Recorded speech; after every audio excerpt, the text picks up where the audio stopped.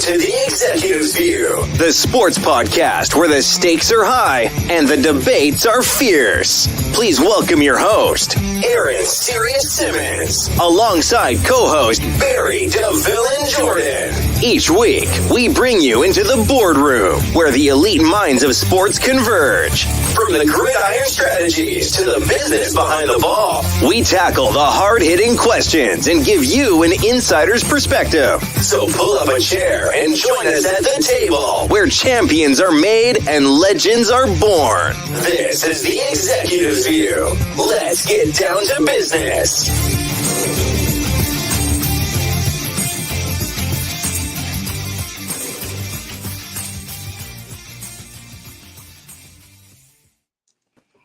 What's going on, everybody? Welcome to The Executive's View. This is the view from on top.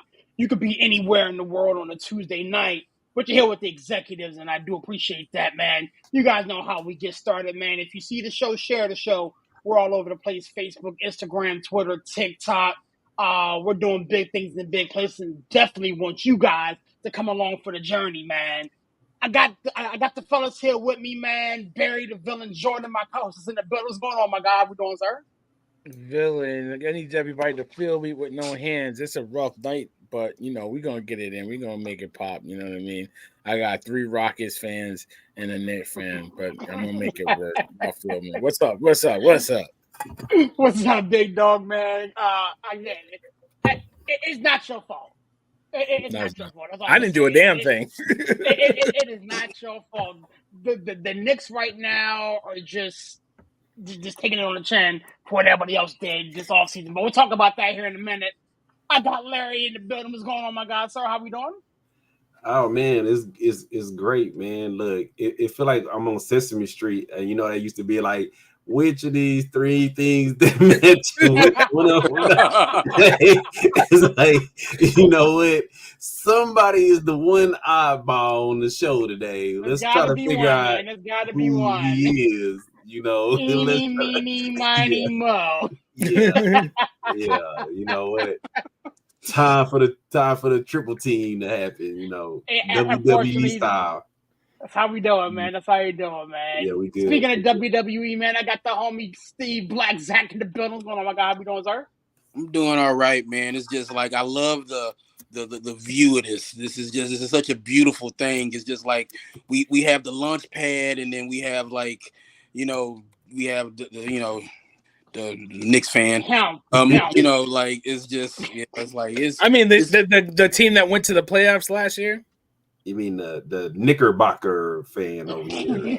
yeah. It's like It is like the New York Knickerbockers are having a rough night. The old Knickerbockers having a rough night, but I mean, like it's one of 82. But like it is what it is. But it's as always a pleasure to be in here with everybody tonight. So. Yeah, man. Well, here's the thing, gentlemen. I'm gonna start right there with the NBA since it's kickoff tonight. We got a little bit of stuff to talk about as it pertains to the NBA. I wanted to touch the World Series, and then parlay that into football as we normally do. But the NBA kicked off tonight. We got the New York Knicks taking on the chin against the Boston Celtics in Game 2. The Lakers and the Minnesota Timberwolves. We don't have to talk too much about the specific games. Again, it's one of 82. But I wanted to give everybody an opportunity to kind of give yourself a little NBA preview, man. What are you looking forward to seeing? Knee-jerk reactions to what came out of preseason. Villain, you ain't got to talk about this, man. This is just bad. But I'm going to start with you. Since your team is definitely on the floor, and I'm going to give you an opportunity to kind of watch while the rest of us Rockets talk about the more finer things in life. So go right on ahead, my guy. NBA's here, man. Where's your head at? I'm excited, man. Like I said on my Knicks preview show that we had last week, shout out to Anthony and Joe T for hosting that show with me. They did a phenomenal job. I'm excited for the Knicks, man. I haven't been this excited since about 2011 when the Knicks got Jason Kidd and we went to the semis.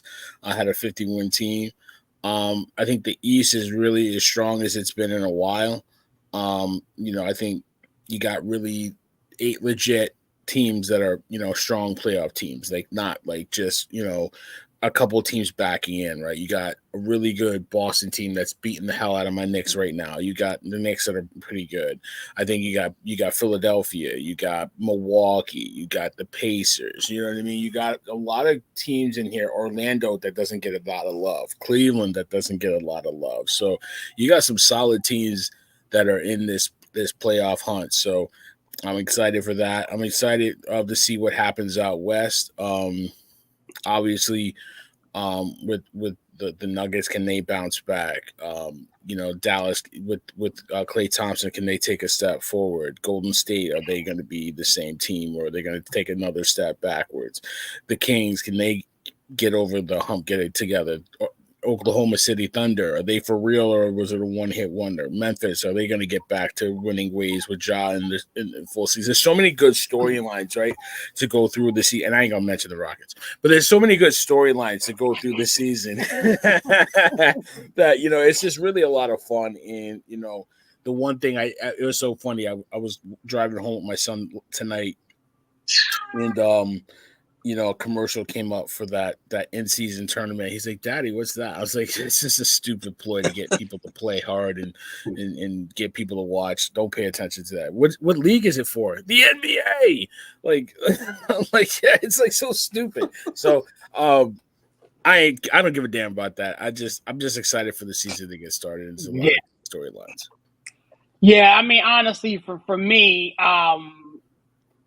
I love where the NBA is at, man. Like, again, the NBA seems to always come at the right time. There's always going to be something on the TV to watch now, especially on the heels of the Fall Classic, which we'll talk about in a minute. I'm looking forward to seeing a lot of old faces in new places, man. I'm looking at Cat right now playing with the Knicks. Obviously, Klay going to Dallas. Chris Paul. In San Antonio. I love this time of year, man. I really do love this time of year.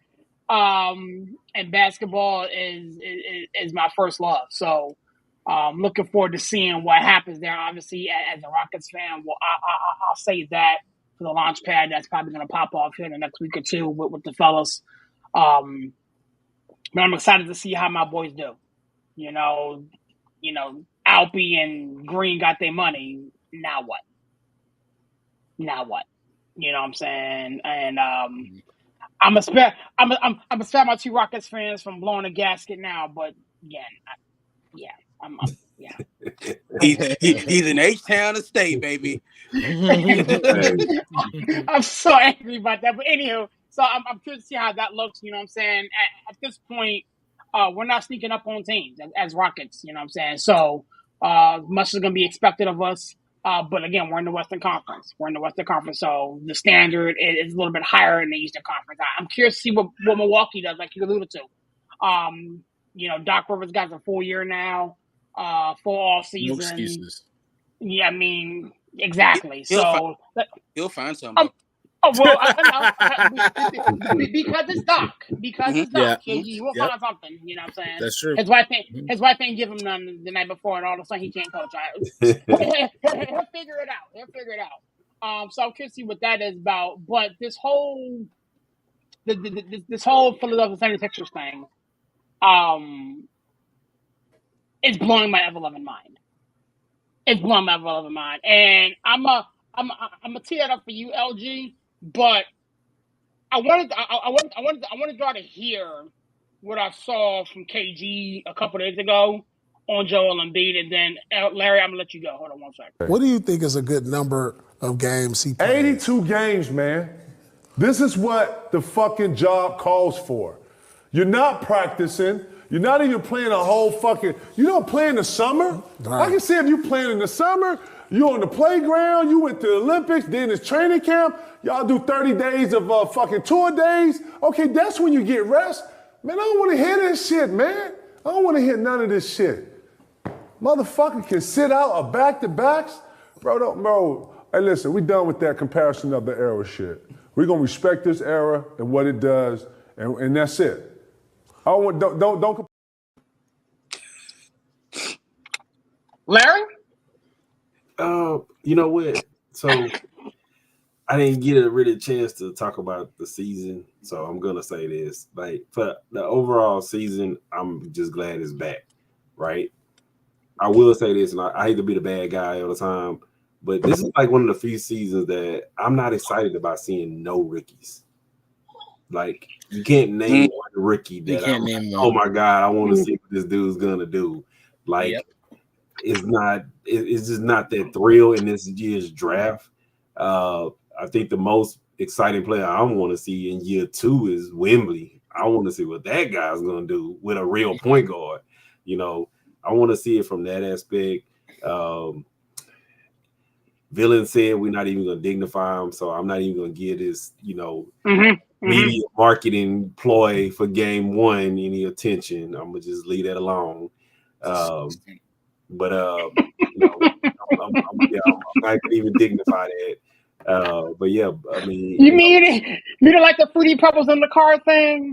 Look, dude, that came up in my feed, like from King James' Instagram account, Larry. Bro. And I was like, the only comment I put on this, it was, why is this dude showing up in my feed and I don't follow this dude?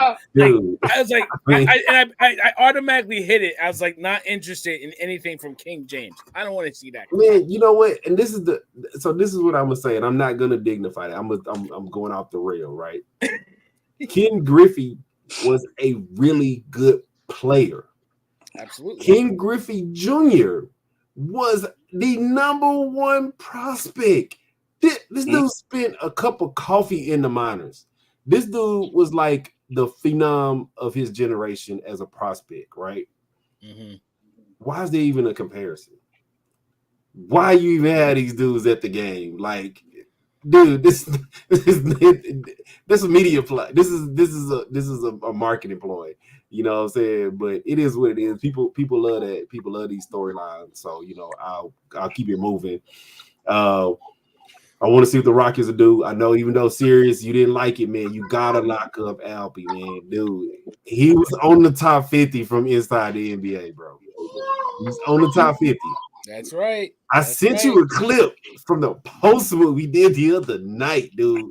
Like, I know you don't like him, but it's like, man, pick your poison. And Sirius, me and Sirius had a conversation today, and I say, dude, you gotta have somebody who play the 5. Pick another better 5. Then you have the realistic possibility of getting on the Rockets. You don't. So like I say, I'm good with it. I'm glad they locked up Green.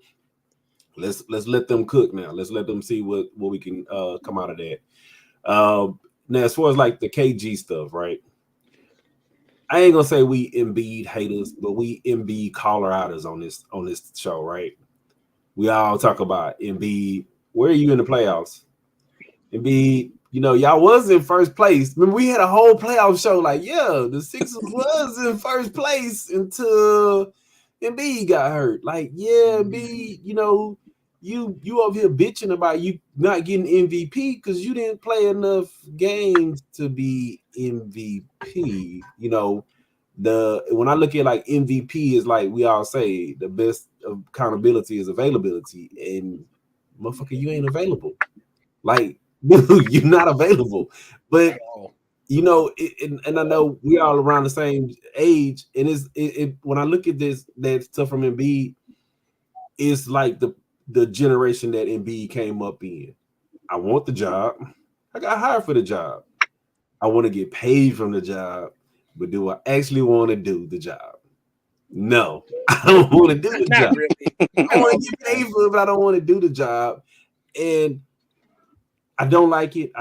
Especially like I get what KG was saying. Like these generation of players, they so quick to be like, oh, we better. Oh, we this. Oh, we shoot more threes. You shoot the same percentage. You just shoot more of them. That's the only difference. And you teach your big men how to shoot them, but you don't teach them post play. And that's the only difference to me, right? Mm-hmm. And you don't teach them defense at all. But you can't sit up and say we're better when y'all don't play. You know how hard a grind is to make it all 82 games? So much harder grind. And you saying, "Oh, we better." No, you're not better. No, you're not better. But I'm gonna kick this off to the rest of y'all, and I'm gonna say this, right? I think Embiid, by him not only doing it, but him saying it, he's opening a can of worms. And we all know NBA, they just put up a huge package. And Barry, you know from marketing, bro, when people not watching these games because the stars not playing and people are paying crazy money for all this ad space, and now they pulling back these ads and all this. Nobody want to watch a game with the second stringers in, and I don't know, it's a Marvel movie on. I can go watch Avengers or something. I don't want to see, these. I'd rather watch Thor: The Dark World than this. Yeah, I don't want to see these good solid. It's not that bad. I'm just look. We all know what it looks like. I mean, I'm just being for real. I've watched Rockets preseason games, but at the third quarter, I kind of turn it. I ain't gonna lie. Either the third, I turn it. But I think Embiid's opening a can of worms. Well, now when you go to the CBA, are you not gonna get paid because you don't play 62 games? These owners will be well within their right to say, you know what? You signed this Supermax, but it's prorated to your 60 games, and that 300 is now, 212 because you want to prorate some games. Like, I think he's opening up a can of worms that's going to eventually hurt them in their pockets. Honestly, you pose an interesting thing, especially with the whole CBA thing, and you know what? I'm gonna throw it over to Steve and let him. Aaron, I'm gonna put this on y'all brain, right? And I'm crossing over here. Hassan Reddick.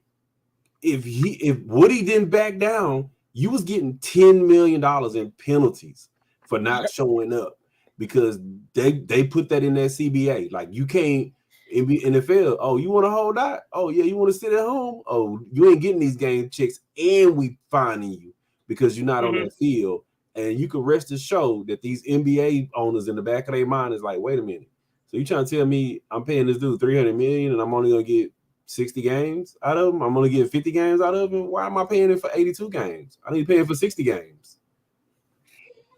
I mean, that's a realistic point. Coach, you know what I'm saying? Talk to me, my man. NBA's best. I mean, if you want to pick up right there, you're more than welcome to. But take it where you feel, my guy. So here's the thing. So if Joel Embiid isn't going to play both games of back-to-back, so that takes off 15 or so games of the season just off jump. So then he's at like 70-some games, and then like just he's already missing one. No, okay, look, we'll do the math. What 82 take away 15 is what, like 60, 67, so it's like, so then he's already missing one game. So then that's 66. You have to play at least 65 to be eligible for any like awards and stuff like that. So the first thing that came to my mind when I saw this was like, you know what? Joel Embiid, he got his one MVP. He will probably never win another one because he's not going to play enough games to be eligible for any of those awards. So that's that. And then like when it comes like the All NBA and stuff like that, and it's like All NBA is where like they put these kickers in these contracts. This is how guys are eligible for these super maxes. This is why De'Aaron Fox is probably going to get $370 million from the Kings next summer. Because of when you make these teams and stuff like that. So when Joel Embiid and guys like that aren't playing enough games, to Larry's point, it's going to hurt them in their pockets because of that. These guys are going to have to play and the ad dollars and all stuff like that. So it's like I said, the first thing that came to my mind was Joel Embiid. Good thing he got his MVP because he'll probably never win another one. Of this is it. If off the top we're shaving off 15 games, so he has 3 games he can kind of play with before he's ineligible. He's not eligible for these awards. I mean, he's already missing one. So if Joel Embiid wants to I know people who got Joel Embiid like MVP futures. It's like you might as well tear that shit up and throw it in the garbage because Yeah. That's taking. It's done. You know, Yeah, so go ahead and tear that up and throw it away and try to like bring it back with somebody else. But I promised a song earlier and I'm gonna sing it now. Oh boy. Here we go. Joel Embiid is hurt again. Joel Embiid is hurt again. Joining him on the bench is Paul George. Joel Embiid is hurt again. He's hurt again. He's hurt again. Hurt again. No, but seriously though, like take us to church. Look, Tabernacle. Look. I it's funny that Larry kind of took the talking point from me. I was like, man, look, me personally, I'm excited to watch Reed Shepherd because he's a rookie on my team who I think is going to help the Rockets out big time. Mm-hmm. No other there is no excitement with the rest of the rookies. It's like I don't care about these guys. We'll watch them, we'll get to know some of these guys, but it isn't like, man, like I was going out of my way to be like, look, I gotta watch Wembanyama. I gotta see this kid. I gotta watch him. You know, he's must see TV. There's nobody like that. I said I'm gonna watch Reed Shepherd because he plays for the Rockets. I'm not going out of my way to watch anybody else. You know, it's like Risha Shea. Good on you, bro. Like have fun in Atlanta. You know what I'm saying? It's like that's great. Good for you. But hey, Steve, remember I missed the show. Because I was like, I'm going to see Wembley. I want to see him in person. Yeah, it's like the Spurs get anywhere within a decent drive of Pittsburgh. I gotta try to go see this kid. You know what I'm saying? It's like, I mean, it's just as simple as that. But again, it's like, you know, again, we talked on this a little bit last week. It's like, man, watch Starting Five. I'm not trying to give any other plays like some like free promo, but man, Starting Five. Like, watch, it was so good. Like, it's so good. Watch Starting Five.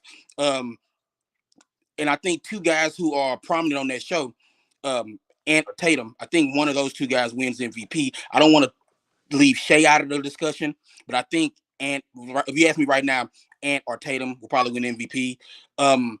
So that's that. I'm looking forward to seeing, like, again, the West is always just crazy. It's like you have a team like the Utah Jazz who they had a spark when they started, and then they just kind of fizzled out a little bit, but they still got some talent on that team. So I'm interested to see where they go. Again, the Kings, a team that was like they had kind of a rough year last year. Of course, my Rockets, I want to see how, as they improve now that there's no doubt, like this is the team. These are the guys who are here. This is the team that they're going to rock with. Like, how does Udoka moving forward? How do they continue to improve? So like the West is always going to be, you know, one of those things where it's like it's going to be interesting. The Lakers, as much as we talk about the LeBron and the Bronny and all that stuff like that, the Lakers are still a decent basketball team. They're going to be in that 9-10, you know, range, you know, just because of LeBron and other guys on that team and Anthony Davis when you have them there. And, you know, so it's like we talk about all this. Like the Lakers are still a good basketball team.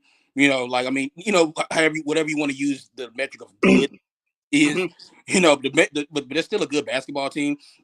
The word you're looking for, Steve, is relevant. Relevant. I mean, like I said, the Nuggets. What do the Nuggets do? Is like the Nuggets are at a crossroads, and their, you know, thing is like, again, you talk about was it one and done, you know, but hey, they got the one. They got that, you know, but you got that, and then you go over to the East, and I just feel like the Knicks made some moves. But I still think the Celtics are the team to beat in the East, and they're proving that they're ready to repeat tonight. You know, again, it's one of 82, but it's like, I mean, this is a pretty nice one to have a rival in the Knicks. And look, Villain said something I disagree with earlier. Is like, I have been the number one authority, the number one bandwagoner of the Orlando Magic. Every time y'all give me a chance to talk about the Magic, I talk about the Magic on this show. And guess what? I'm going to talk about the Magic some more. It's like because they went out, a team that couldn't really shoot, they went out and got KCP. So KCP does two things for them. He gives them a vet because there's a lot of young guys on that team. He stretches the floor and he can shoot. So that's interesting to see what they did by going out and getting him. They got the Wagner Bros, Cole Anthony, Suggs, and again another guy who still pains me that he's not a Houston Rocket, but Paolo Banchero, like worth the price of admission. Got to try to see him if they play the Cavs or the Wizards or something like that. A team in the East that I'm interested in, and I mentioned their rookie earlier, the Hawks. What are the Hawks going to do? I mean, like you talk about a franchise that needs to, shit to get off the pot. Pardon my language, but like it's literally, it's like, what are y'all doing in Atlanta? You have Trae Young, you got the coach, and then you bring in the young rookie. You got some talent down there. Like you're in a division that's winnable, or a division where it's like you can stack up some games. Like I don't know, like that's a team that I'm kind of circling.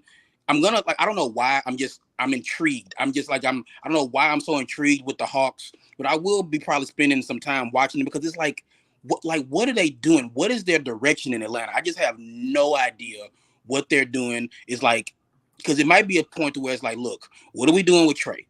Are we going to build around him? Or are we going to trade him away and use those assets that we can get for him to like rebuild this thing in a different way? It's like, that's just some stuff that I'm like looking into like as the season starts. So let me ask you this question, Steve. Hold on 1 second. Let me ask you this question, Steve. You know what I'm saying? Every year, again, I watched you and the Mrs. Facebook page today because you tell me what's your league pass team. You failed me, sir. What's the league pass team this year? So yeah. Usually I announce my league pass team, and I realized I hadn't like done that. So yeah, I watch. I pay attention. So again, of y'all, the Magic again. If y'all understand the concept of a league pass team, a team that is not your team, a team for me is a team that usually stinks, that's bad. Just because like I love our team that I'm interested in. And the Hawks are probably going to be my league pass team. Another team that might be my league pass team, the Trailblazers, because boy, you like that will be basketball so bad it might be good. It might be entertaining to watch the Blazers every night. I'm up late anyway, so I usually pick a West Coast team. But like, yeah, the Hawks are I haven't totally knocked down like my league pass team. I'm thinking it's gonna be the Hawks just because they're East Coast team out that they play early like the Magic do. So I'll probably be able to watch most of the Hawks games. The Hornets are a strong contender. But the Hornets were my league pass team a couple years ago.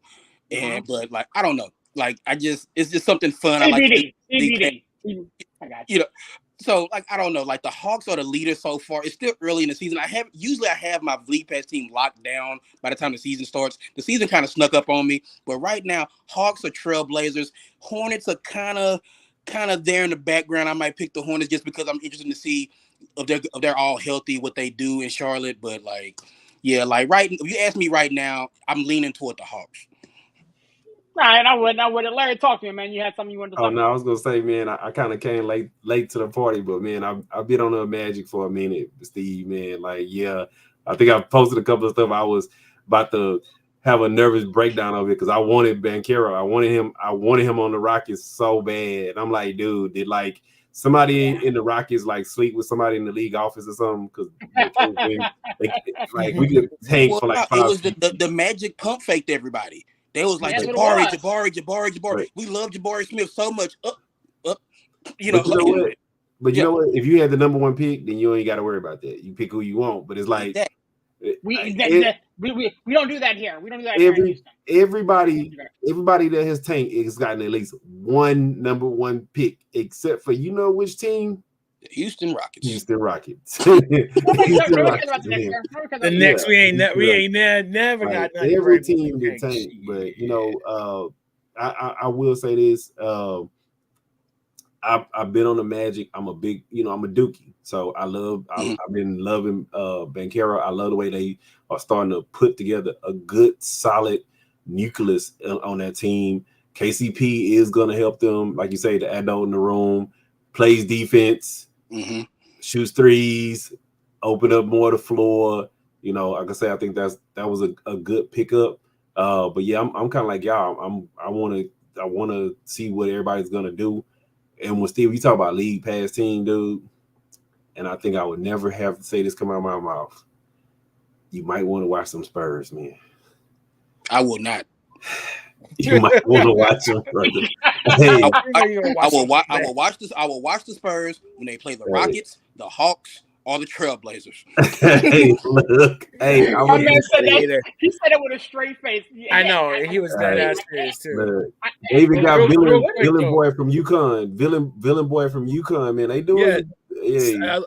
Castle, he came out when he needed to come out because if you gentlemen, I'm aware of the accusations that the Spurs made over the offseason. Not a fan of any of them, to be honest with you, especially the Chris Paul accusation, because he is going, like we talked about this like last week, I believe. It's like, or a couple weeks ago, it's like Chris Paul is exactly what they need in San Antonio. Sochan running the point was not it. It was never going to be it. Yeah.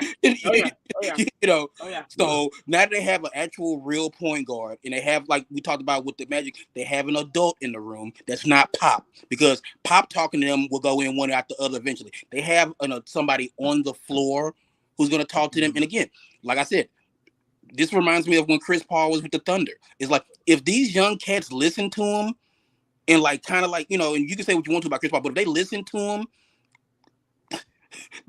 the Spurs probably the sky's the limit for the Spurs. As much as I hate to say that, it's like the sky's the limit for those. I've caught a couple of their games, and people was talking about Lob City with DeAndre. I don't even know what they would even call this, because that's like skyscraper city. Because like that's crazy. He throwing it up to like the top of the backboard, and we be like, "Oh, that's the only way you gonna throw it? Oh man, you want to throw it to the rafters?" Like, dude, let me say something about Victor Wembanyama real quick. It's like, I get it.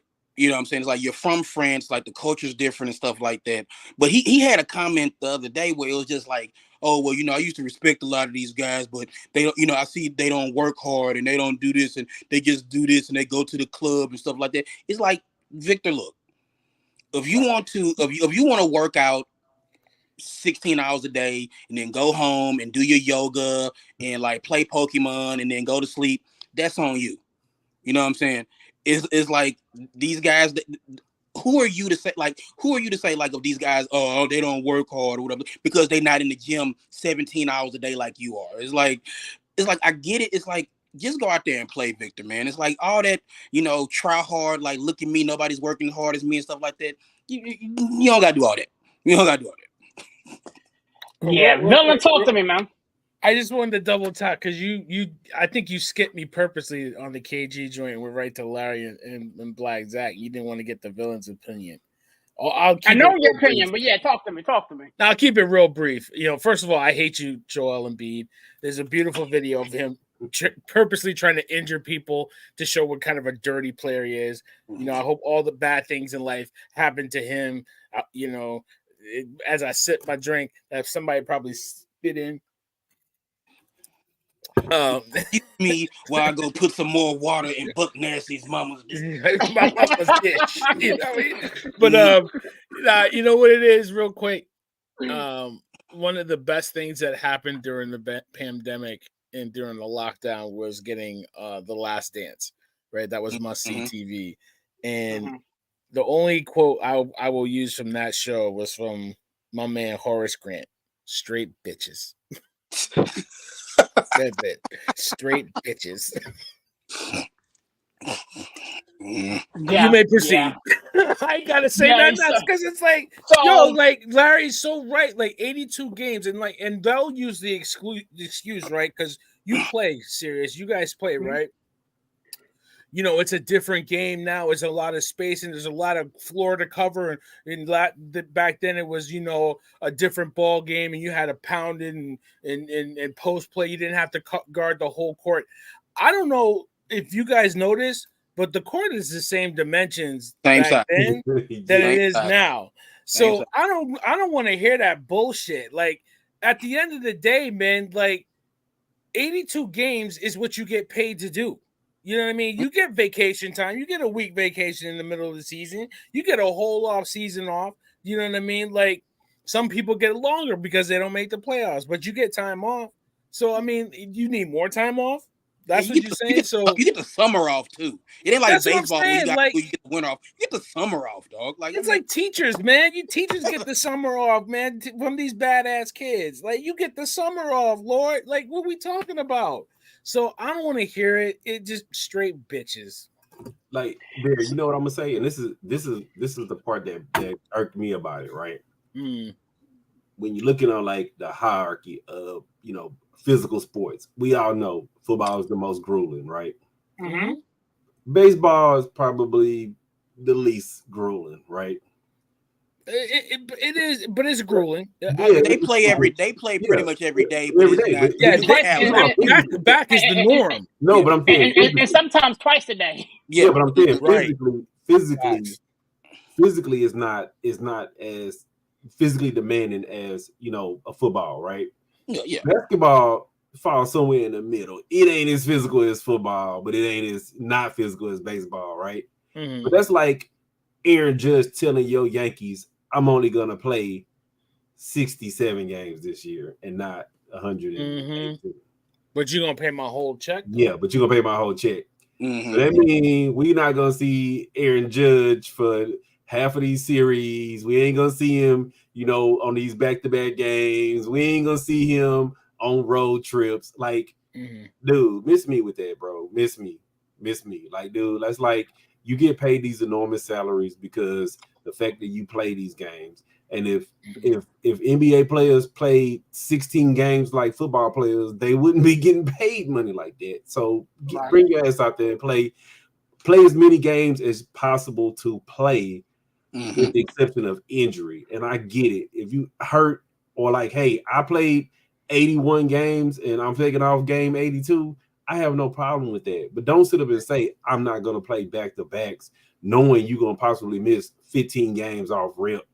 Mm-hmm. No, like the season hasn't even started. You just got hurt and played on one leg in the playoffs when they needed you. You took time off, and then we're playing in the Olympics, playing all those games. And now all of a sudden, when the season starts, where your money comes from, your main source of income. Oh, I'm not playing back to backs. That's what bothers me. Like you were active this whole time and on one leg. But now it's like, oh, I ain't gonna play. I ain't gonna play back to backs. But then I ain't gonna lie. Like if you my coworker, I ain't gonna lie. My job, they know. You want to piss me off?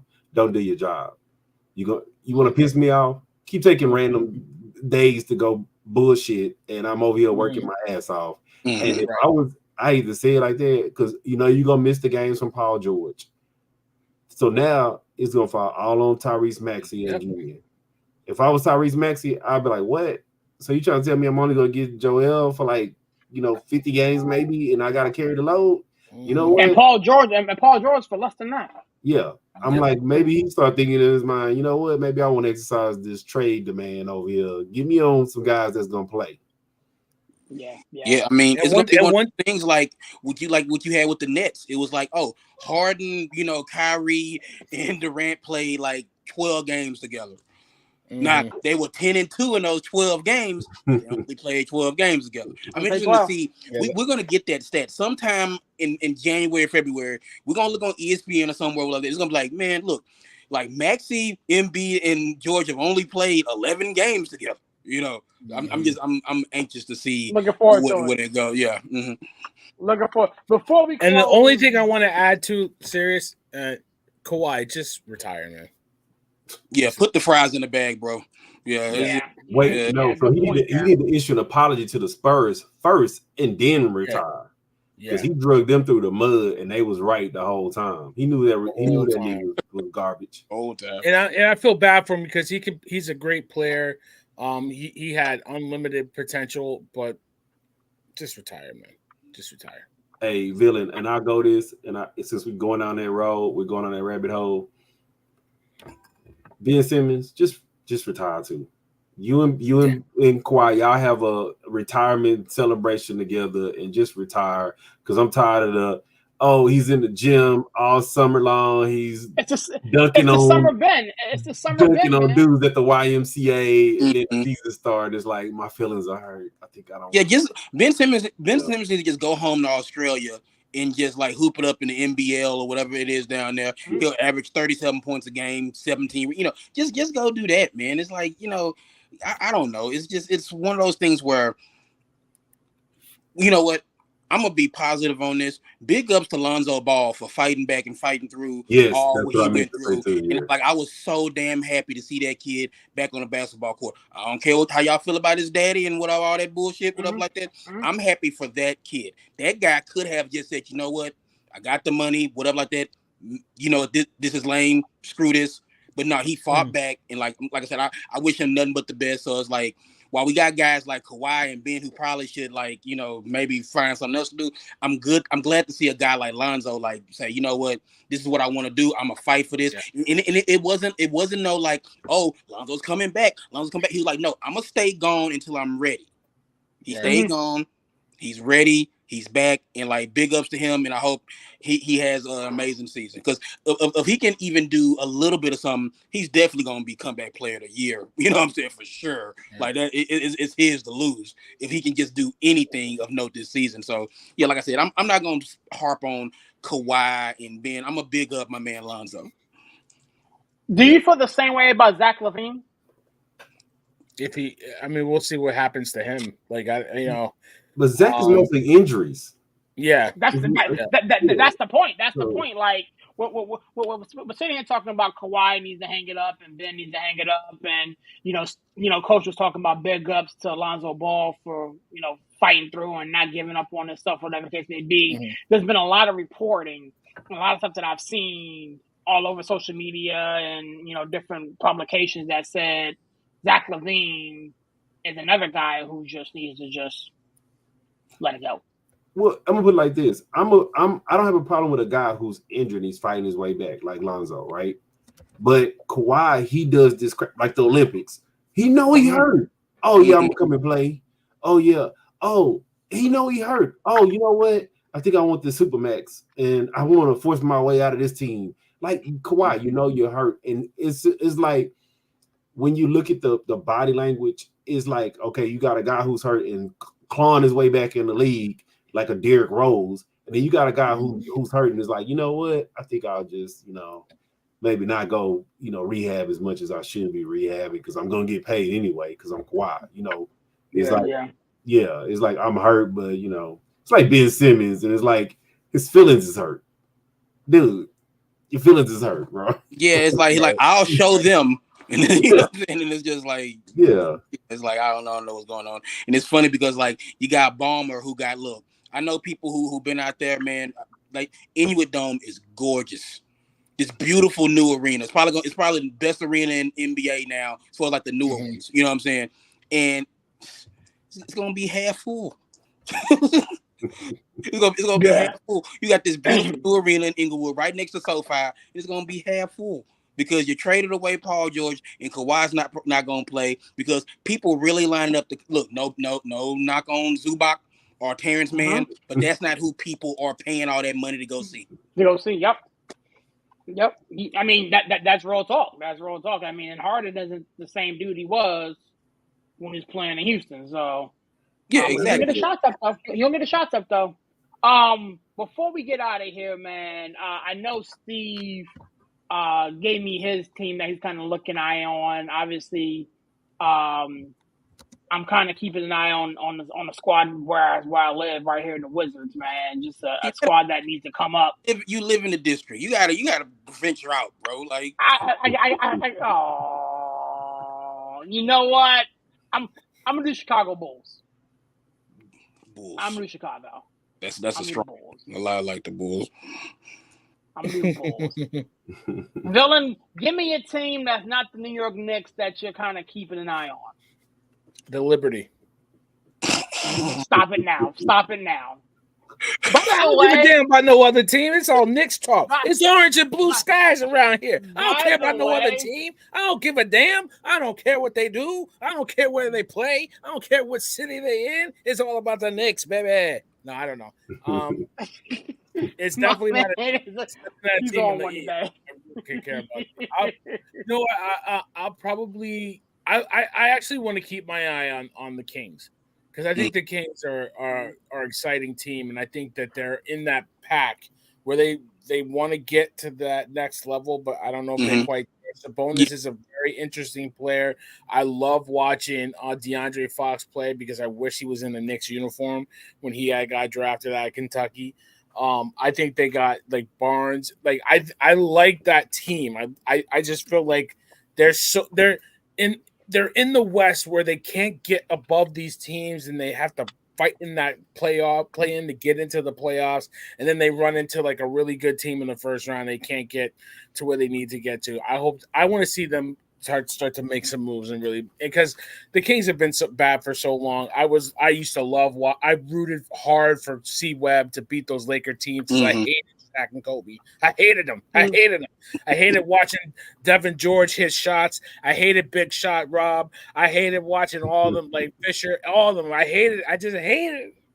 I hated it. They would have. They had a squad. Don't get it twisted, man. The Kings. No, the Kings. They should have won a chip if they had got past the Lakers one time. You had Lottie Divac, Chris Webber, Pedro Stojakovic, Doug Christie, Mike Bibby.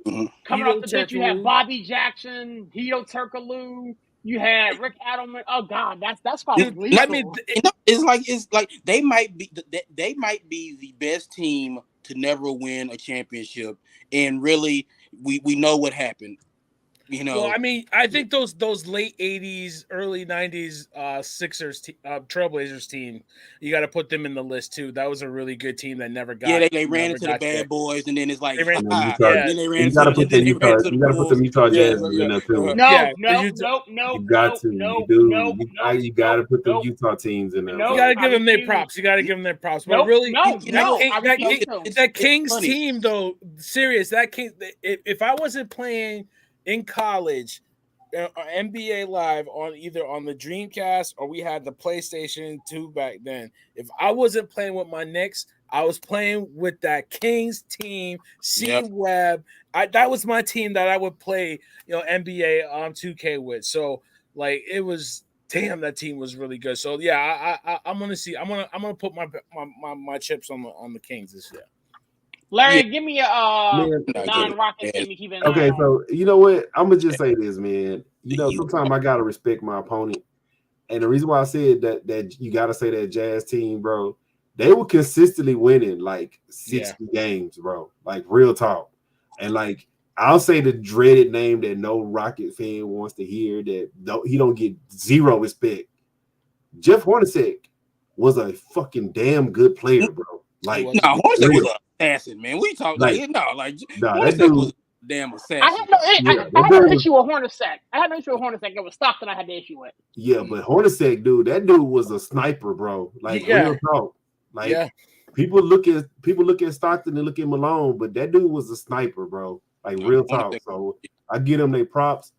I think I mentioned a couple of times. I'm kind of torn. I feel like I'm being a traitor because I do want to see the Spurs.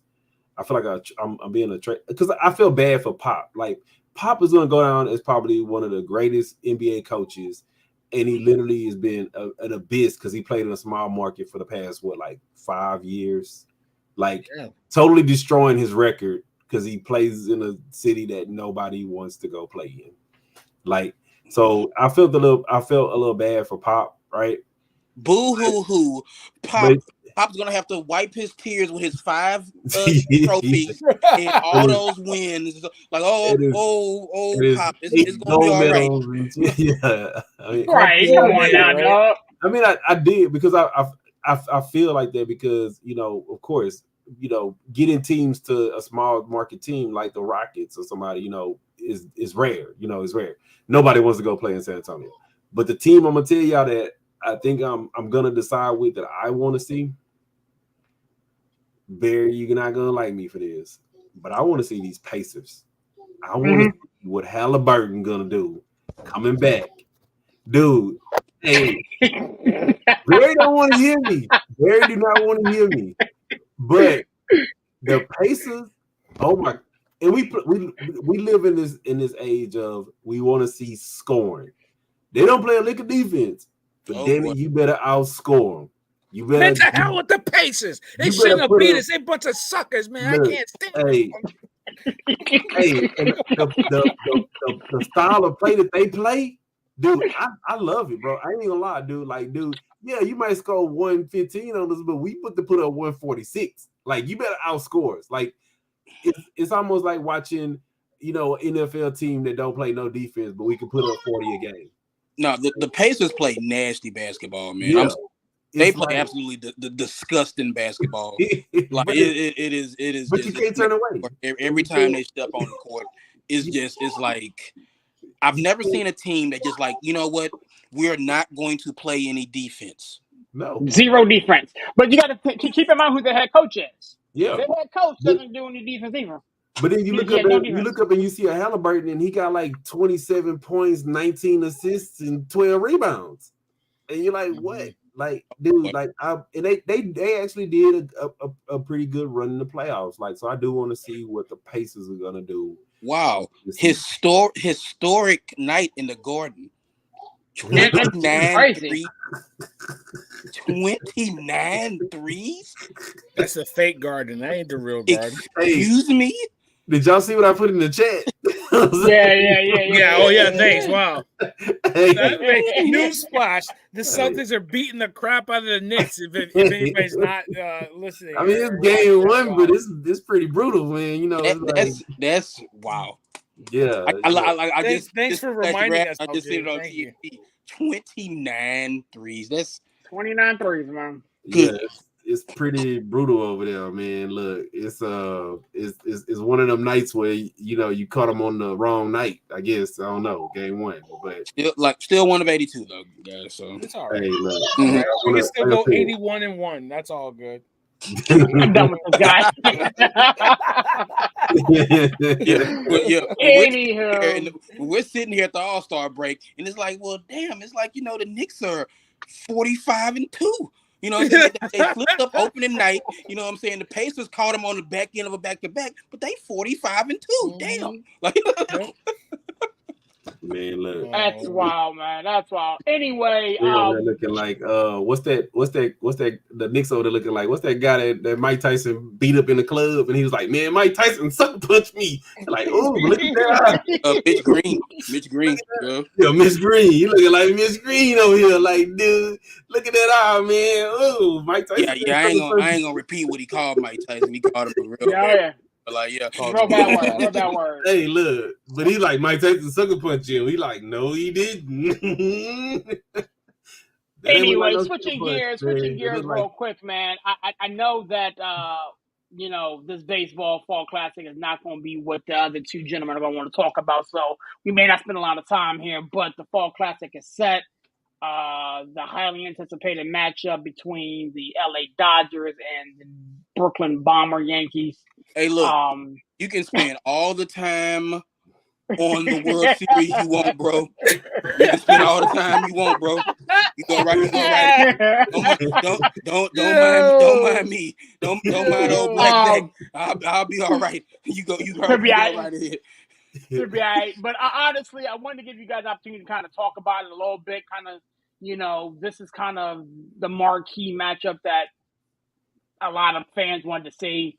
There was a lot of talk last year that World Series didn't bring in a lot of revenue and this, that, and the third, and whoopsie whoop. But you got the stars are here. You know what I'm saying? You got probably 8 future Hall of Famers here. So I mean, from that aspect alone, and it's going to draw in a lot of audience and a lot of people. But I wanted to give you an opportunity to kind of talk about what you're looking forward to seeing. If you want to kind of unpack any storylines, again, we don't have to spend a lot of time on this, but I definitely wanted to, give everybody the opportunity to talk about it, being the next time we're on game 1 and game 2 have definitely already been played. And Coach, I'll let you lead off here. All right, so like, look, we laugh, we joke and stuff like that, but it's like this is at the beginning of the season. You look at it and it's like, yeah, it looks like we're headed for Yankees Dodgers, and it's just one of things like, and we rarely in sports, because that's what we love about sports, right? It's unscripted, it's not predetermined, it's not, it's just you have to play the games. Last year we got the Rangers and the D-backs in the World Series. I didn't watch a single pitch of that. I'll be honest with you. I love baseball. I didn't watch a single pitch of the World Series last year because it wasn't because it's the Rangers and I hate the whatever like that. It just it didn't intrigue me. No, it didn't catch me. It was like, okay, whatever, But like this, Yankees Dodgers, two of the literal blue bloods of baseball. It's just it has everything. It has star power. It has intrigue. It has Can the Dodgers win a real World Series, and not the Mickey Mouse when they won in the COVID season? The Yankees haven't won a World Series in a while, and again, a while for them, what I'm saying, for the Yankees. I mean, let's be honest, like the Yankees are the Yankees. They have, the football coach around who likes to say the standard is the standard. It's like going this long without a World Series for the Yankees is unheard of. It's crazy, and we got two Yankee fans on the show who live and die with this shit, who know, like, man, it's been way too long since the Yankees have been in the World Series, let alone won one. And again, it's like you're gonna have, Ohtani, can he get his first ring? Aaron Judge, can he get his first ring? I mean, can Stanton keep it going? He has been the best player for the Yankees, what I'm saying, in this playoffs, and Mookie Betts kind of like doing his thing. Dave Roberts, and I want to say this, it's like we give Dave Roberts a lot of crap, and everybody else does, but it's like all the decisions he's made in this postseason have been the right ones. He is on a roll. He is on a heater. It's like he decided to do the bullpen game against the Padres. It worked out. Now, Kopech, like, he started out kind of shaky in the game the other night, but he settled down and it worked out. It's like all these little moves. It's like the move, like I said it last week, I was like, man, set Freddie Freeman down. You guys have so much talent. It's like you're going to need him down the line. There's no reason for Freddie Freeman to be out there limping around. I guess Dave listened to the show. Big ups to Dave Roberts, because they set Freddie Freeman down. And as always in baseball, it comes down to pitching. And as much as I hate to say it, and I have to take a hard swallow, and like, and just in the Yankees, the Yankees bullpen. Look, you guys used to talk about this bullpen, just oh my god, and it's like, look, big ups to Booney. Booney, he did some stuff. He figured it out, and it's just like, as much as I hate to say it, I'm going to say it. These are two teams that I'm not a big fan of. Well documented. Give me Yankees in 6. I'll go out and say it, because I just hate the Dodgers that much. You know what I'm saying? And I'm not saying it because I'm on here with two Yankees fans. You know what I'm saying? Give me Yankees in 6. Fuck the Dodgers. Well then, with that being said, Larry, I'll come to you next. Yankees Dodgers are set to kick off the World Series here on Friday. This lacks no star power. This lacks nothing, man. These are the two most storied franchises in the sport. So, where's your head at, sir? So it's kind of hard to follow up Steve after what he just said. I'm just saying, brother. First thing I'll say is, money well spent. Money well spent. These are two of the highest payrolls in baseball, and you rarely get, the highest payroll and also be the number one team, and you rarely get the number one team from each division in the World Series. So, I'll give it that props. I'm going to look at this from just a strictly World Series perspective. Dave Roberts have been making some good moves, and the Yankees have made, some adjustments, especially to that bullpen. That bullpen was like hella shaky, right? Mm-hmm. But this is where I'm going to go with it, right? And this is why I noticed the difference in the two. Now, the Guardians, yeah, they were making like crazy errors because you have to face Soto, Stanton. It's like the pressure's on you, right? Mhm. How is that Yankees team gonna stand up to now? You're not facing the Guardians lineup. You're facing Ohtani, Betts, Freeman, dude, Hernandez, dude. That Dodgers lineup is a murderer's row. Like, dude, that even what's the guy? Will Smith. Will Smith's been hit. Yeah. Will Smith been slapping it around. Yeah.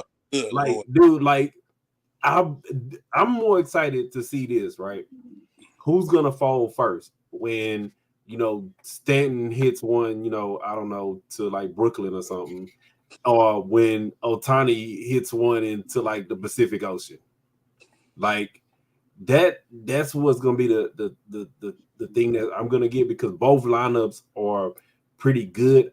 They're really good, but I think that the Dodgers lineup and the fact that they've been having a little bit better pitching. Like, I'm just being hands down, like a little bit better pitching, and I'm a firm believer that pitching wins championships.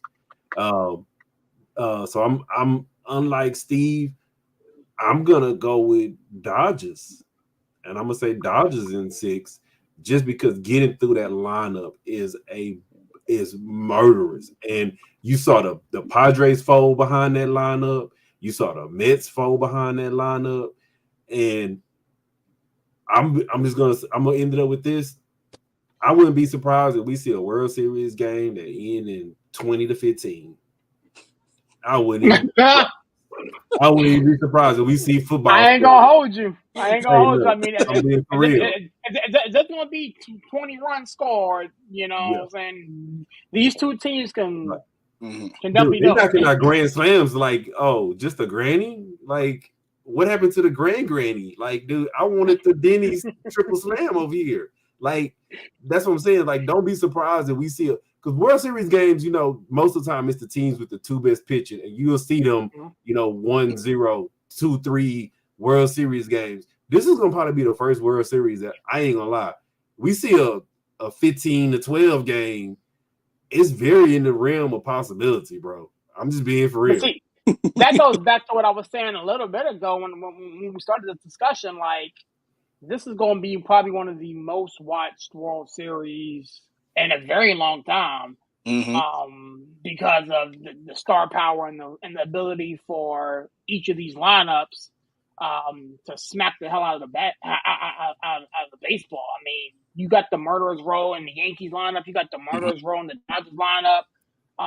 Both of these clubs got solid pitching. I do think the Yankees bullpen is a little bit better, but I could be biased. It is what it is. But at the end of the day, this is going to be. The starters have been better for the Dodgers. That's what I'm saying. The starters have been better. I mean, yeah. I guess. You know what I'm saying? But it's going to be one hell of a World Series, and I'm looking forward to it. Villain. Hey, before Bill jump on, I'm going to just say this, y'all. I bet you when we get to this World Series, we ain't going to hear shit about Ohtani and that betting scandal. We ain't going to hear nothing about that. Get that right up out of the announcement. There ain't going to be nothing. And I say this. Let the Dodgers mess around and win the World Series. We ain't going to hear about it for the rest of his career. Hey, even if they find evidence, he ain't getting suspended. No way, brother. Nope. No. Talk to me, man. Yeah, no, you're absolutely right. This is going to be probably the highest rated World Series since probably Chicago, Cleveland. It's probably the first one I'll probably watch intently since then, right? I don't watch a World Series with Boston in it, Houston, whatever. You haven't watched the World Series in quite some time there, Barry. You haven't watched the World Series in quite some time. Welcome back. I'm trying to be nice. Notice the rust stain around that Yankees hat, man. Welcome. Shut up. The rust stain hat is over here. Shut the hell up. Listen, Mom. I'm sorry, Mama. I'm sorry. That's all right. Hello, Yankees hat. Where have you been? You said I talked to my mother yesterday. She said she don't like it when you be cussing and stuff. You gotta be nice now. You gotta be nice to her son and stop cussing. But listen, shout out to Mama Jordan. I love you, Mama. Yeah, that was an entertaining series. 7 games, 2 teams that hadn't won a World Series in God knows how long. I'm glad the Cubs won that one. It was a better story, but it's going to be the highest rated clearly in a while. After last year's World Series, I think the rating was a 14. It was the lowest rated World Series that we've ever seen. So to get that and then bounce back this year, and the storylines, you guys are right. 2 teams that everybody, when they met a little earlier in the season, it was like 2 teams that you thought were going to make it to the World Series. It could be a World Series preview, and you're like, yeah, whatever. It could be, but now it actually was, right? And you never really get that, right? 2 guys, 2 big acquisitions. Everybody forgets. So Shohei is his first year in LA. It was the big get, right? Soto was the big trade. Right. And, it's like those pieces could put them over the top if they can, if everything goes right. And those pieces put them over the top to get them into it's like such everything was just set up for this kind of World Series, right? The Yankees, obviously, on our side, with getting Soto, Aaron Judge having an MVP season, but the bullpen, right? You guys are absolutely right. Canely didn't give up an earned run. Hasn't given up an earned run in the playoffs. He's been lights out. Everybody knows he's throwing a changeup every pitch, and you still can't hit the damn thing, right? It's amazing that with the injury that he had before that, he was a 98 plus fastball guy. Now he's a 80 something mile an hour changeup that you can't hit. He's amazing. Tommy, was it Hill? He was on the worst team in baseball in Chicago, got let go, had a horrific start. The Yankees pick him up. He's barely given up any runs in 50 innings, right? And maybe a couple in the playoffs, but he's pitched every game in the playoffs this season for the Yankees and is coming in high pressure, high leverage situations, which we talked about, right, guys, last week, high leverage situations. And he's pitched really well. Luke Weaver, another cast off. 4 teams in like 4 years or something like that. Now he's closing games and looking damn good about it. I think he needs one more pitch. I think me and you, it might have been you, me, serious, or it was somebody else I was talking to. He needs one more pitch. If he gets a cutter in the offseason, I think he'll be a really good closer, right? But even you guys, and I think Black Zach, you talked about it. Roberts getting the credit for how he's used his team, and every move he's kind of made has been really good. You could say the same thing about Boone. And to be halfway through the year, the season the Yankees had where, everybody got hurt, or at least Stanton and Rizzo got hurt. And it was like, we got to fire Cashman, fire Boone. This guy doesn't know what the hell he's doing to get to the playoffs. And pretty much every move he's made has been the right one. Who he started, how long he started, when he's taken him out, who he's brought in, when he brought in Holmes, not taking him off the roster, keeping him on the roster, using him in the 7th, 8th inning, bringing in Weaver to get long outs, right? Getting 4 or 5 out saves. When he flips the lineup, moving Chisholm up, then moving him back down, putting Gleyber Torres in the leadoff spot, underrated move all season. Underrated move. This guy was terrible. Everybody wanted him out of town. He couldn't hit in a contract year. Moved him to the leadoff spot after he took Volpe out, which was the right move. Taking Volpe out of the leadoff spot, putting Gleyber Torres in there, getting him some fastballs to hit, and having Soto protect him. He's had a terrific second half of the season, right? So every move Boone has made has been the right one. Dave Roberts, on the other hand, to have the gall to have a bullpen game in a game 5 is unheard of. It's amazing what he did, right? You got to give him credit. And you know what? You give him credit, but you also give the players credit for coming through, right? That lineup is ridiculously talented. Mookie Betts, Shohei, you guys mentioned it. It's a really good lineup. The pitching, Flaherty's going to go in game 1 against Garrett Cole, obviously, but so that's going to be an interesting matchup. And it's just, you haven't seen Dodgers Yankees in a World Series since I was born. I was born in 81. That was the last time you saw it, right? And you used to get spoiled by that in the 50s, in the 40s and the 50s, right? Those 2 teams going at it. So it's nostalgia for baseball. 2 of the highest payroll teams. Two of the best teams in baseball. Give me Yankees in 6. Give me Yankees. It's plus 500. So put some money down if you think the Yankees are going to win in 6, plus 500. I just think the Yankees have a little bit more pitching. I think it's going to be a slugfest, but I think the outs to get the 27 outs. I think the Yankees have the bullpen to get the 27 outs better than the Dodgers can get that 27 out. So give me the Yankees. Give me the Yankees in 6. Obviously, because I'm a Yankee fan, but it's not disrespect to the Dodgers. They're a damn good team. They can hit the cover off the ball. I'm just excited. It's going to be fun. The world's going to be glued on it. I would have liked to see the Subway Series, but I think this is going to be the better series, and I'm here for it. Okay, so I would feel a lot more confident in the Yankees World Series if it was the Mets. I still think the Yankees won it, but I'm not as confident as I would be if it was the Mets. But everything you just said, Villain, is something that you and I spoke about offline.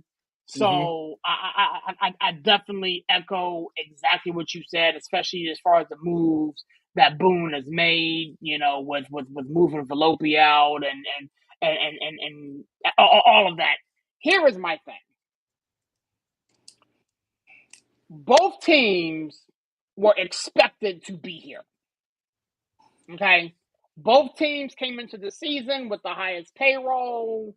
When you do your preseason picks and all that sort of stuff, this is the first time in a very long time that the best team in the AL meeting up the best team in the NL for the Fall Classic. You're here now. Now what do you do? Okay. I honestly believe that the game within the game is going to be what tips it. When does the managers go to the bullpen? Are there going to be tweaks to the lineup? Is Freddie Freeman still going to bat where he normally bats, or is he going to get moved on and whatever case may be? Does Boone tweak the lineup? Does he move Juan Carlos to the 3 spot and move Judge down? Or I'm just spitballing.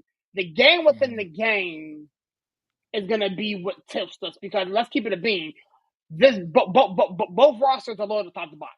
There's not a weak spot in the lineup. Like people, I saw something online today that people was talking about, yo, let's walk Juan Carlos because you could pitch the Jazz. Jazz could smack the hell out of the baseball. Don't get it twisted. Right. You know what I'm saying? People talking about walking Shohei to get to Will Smith. Unless you've been under a rock somewhere, Will Smith is probably the second or third best player at the plate right now in Dodger Blue. So the rosters are loaded top to bottom.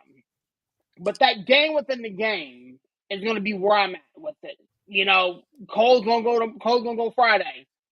If he has a rough inning and a half, I'll short his leash. You know what I'm saying? So I'm curious to see how that all works out. Obviously, I do believe the Yankees will win it, but I think it's going to go 7. I think this is gonna go 7. Like I would love for us to wrap it up in 6, but I just feel as though both teams are 2 incredibly skilled clubs. I've watched Mookie Betts from his years in Boston come all the way up. I've been a fan of Shohei, obviously as a Yankee fan. I love, the acquisition of Juan Soto, even though I have to eat my words here. Okay. Please and again, I'm a man of my words. I have to eat my words here. I did not like the acquisition when we made it.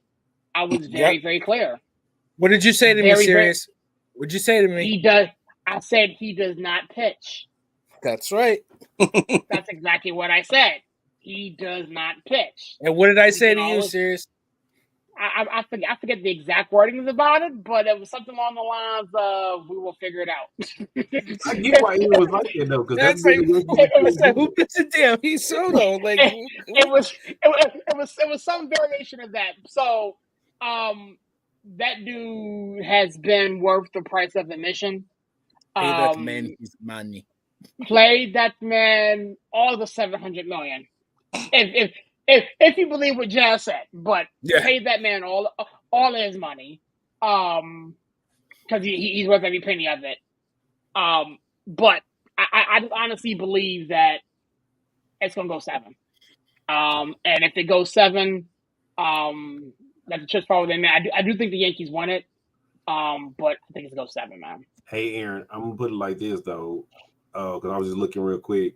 Dodgers got home field. Mm-hmm. Yes. How are they gonna respond if they have Game 7 and they flying from New York all the way West Coast? Well, it's 2-3-2. Huh? 2-3-2. Yeah. It's 2-3-2. So I mean, again, I would love for it to be wrapped up, in New York. I would love for the Yankees to win it in 6. Hell, I love the Yankees to win it in 5. But I go to LA. But like, here's the thing: like, what better place to win your first championship than in Cali? That beautiful weather. You know what I'm saying? It'd be great. But it's gonna be a fun World Series, huh? Close to Vegas. Listen. We need Judge to show up in the playoffs. Like, we've gotten this far, on Soto and Stanton's back, but if Judge does not show up in the World Series, the Yankees don't have a chance. It's just have to go. I can't say that. I can't say that. Like, again, I respectfully, I hear where you're coming from. Again, Judge, the Yankees are a better outfit if Judge does Judge type stuff.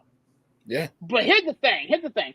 I honestly believe that the protection behind him is doing work. Like, here's the thing: you can not pitch the Judge or have Judge chase, but Juan Carlos is smacking the ever-loving hell out of the baseball.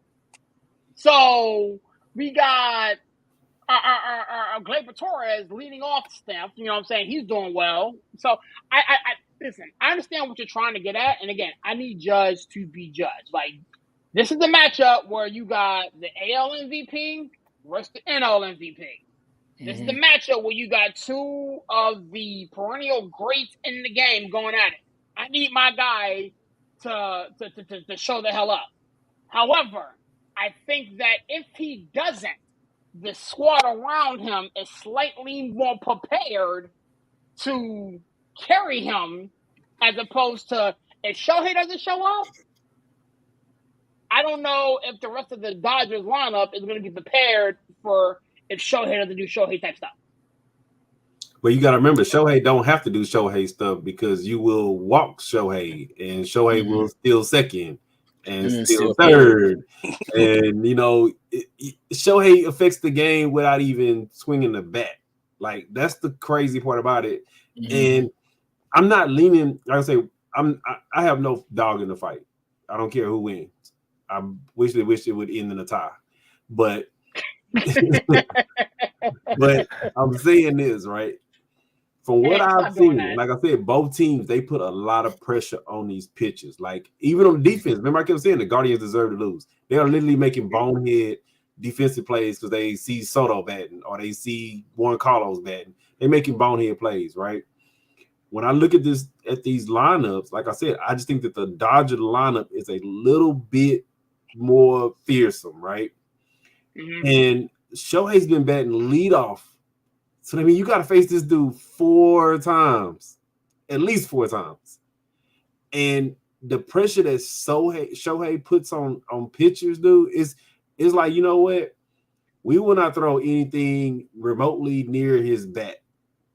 And we'll just take the walk and we'll concede the walk to him. But then he's still in second. And that's the biggest difference that I see. The one thing I will say that I am I'm gonna say disappointed in this series. We've always had World Series with these ace pitchers, and we're not gonna have no ace. I'm being for real. Like, Garrett Cole was an ace, but Garrett Cole's been hurt. So we're not gonna see. He's an ace. He's an ace. I mean, he's an ace in everything.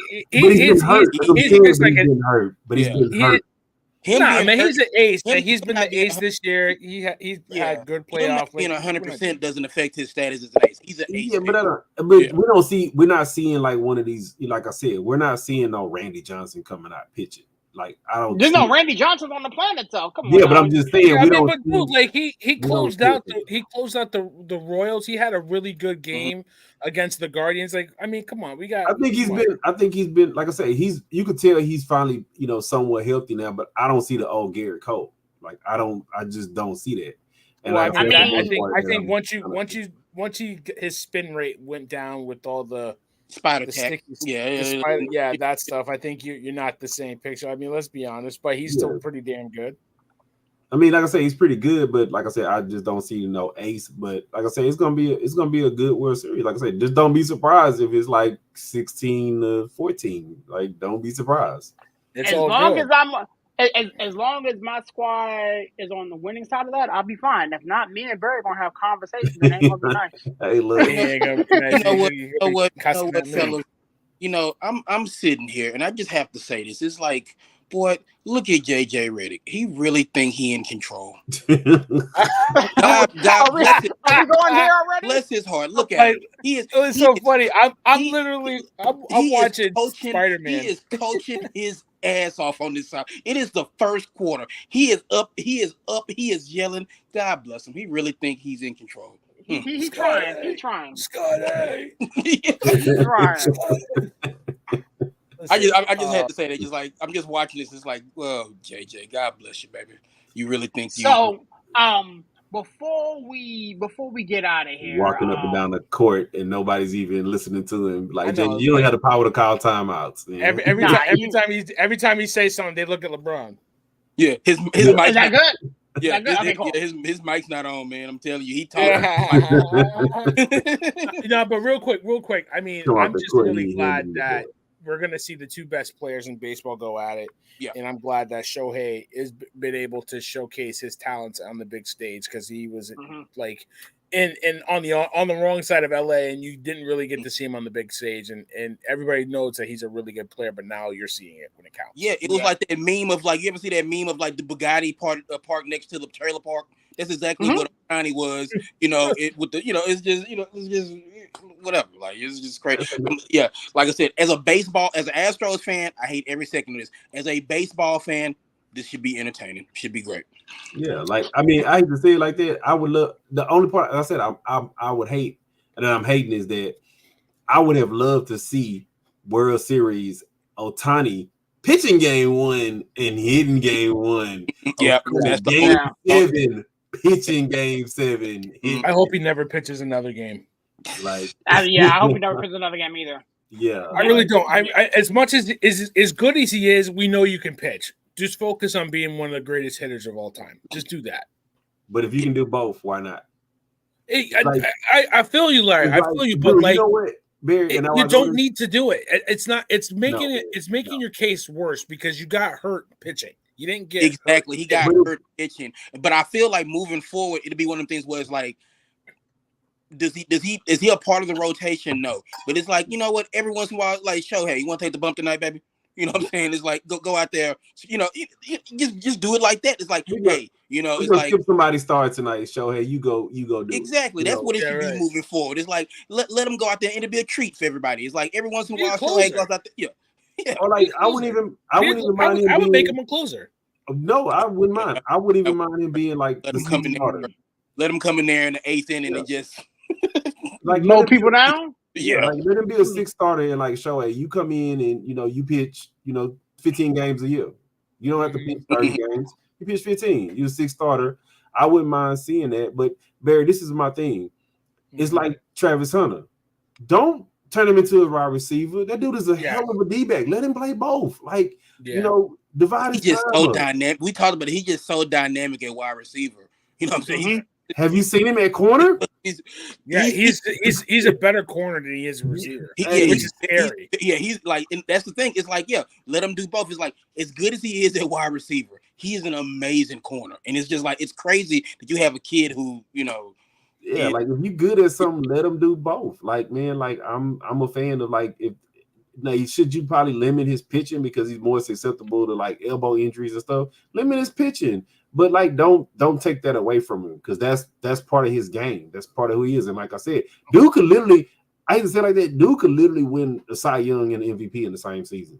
I'm sure he could. He literally easily could. He could, and I think that's why he's doing it. That's why I have problems with it. I think he's pitching and hitting because he can win a Cy Young and an MVP in the same season. He's like, just go. Dude. But as a baseball fan, I don't want to have that taken away from me being able to see that.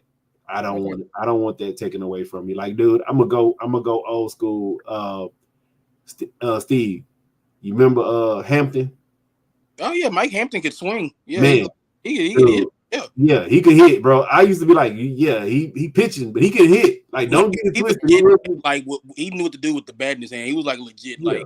Like same thing. Like with like Maddox, like all the Braves pitchers, like Smoltz and Glavine and like Maddox, they could actually hit. You know, they actually worked on it.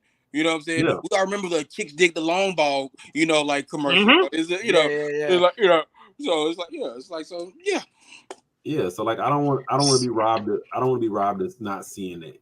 Like let him play both. But that would be, like I said, that would be amazing in the World Series to see a dude come in, he pitching game one and hitting game one. Yeah, it's gonna be interesting to see how this whole thing shakes out with Shohei going forward. But I do think that having him as a setup man or even a closer or something, this is the guy who has talents that you just need to use if you're an organization. So I don't think he needs to be pitching 30 some odd games, but again, if you get him in a closed situation or a setup situation, that works. Switching gears, gentlemen, I don't even know how to tiptoe around this, so I'm gonna kick the door in. Tua's back. And not wearing a guardian cap. Like I said, I was like, if he comes back, they need to be like, look, the only way you can come back is if you wear a guardian cap. And he's like, nah, I ain't doing that. So I'm like, all right, you know what, Tua? He grown. Yeah. You know what I'm saying?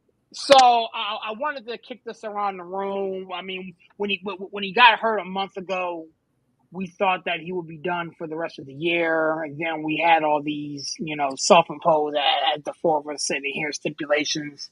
One of which is the guardian cap, which he said, hey, I'm not wearing that as my personal preference.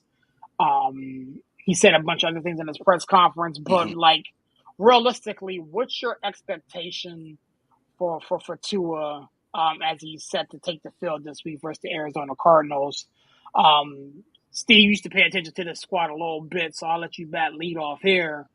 Give me a position on this thing, man. This is wild.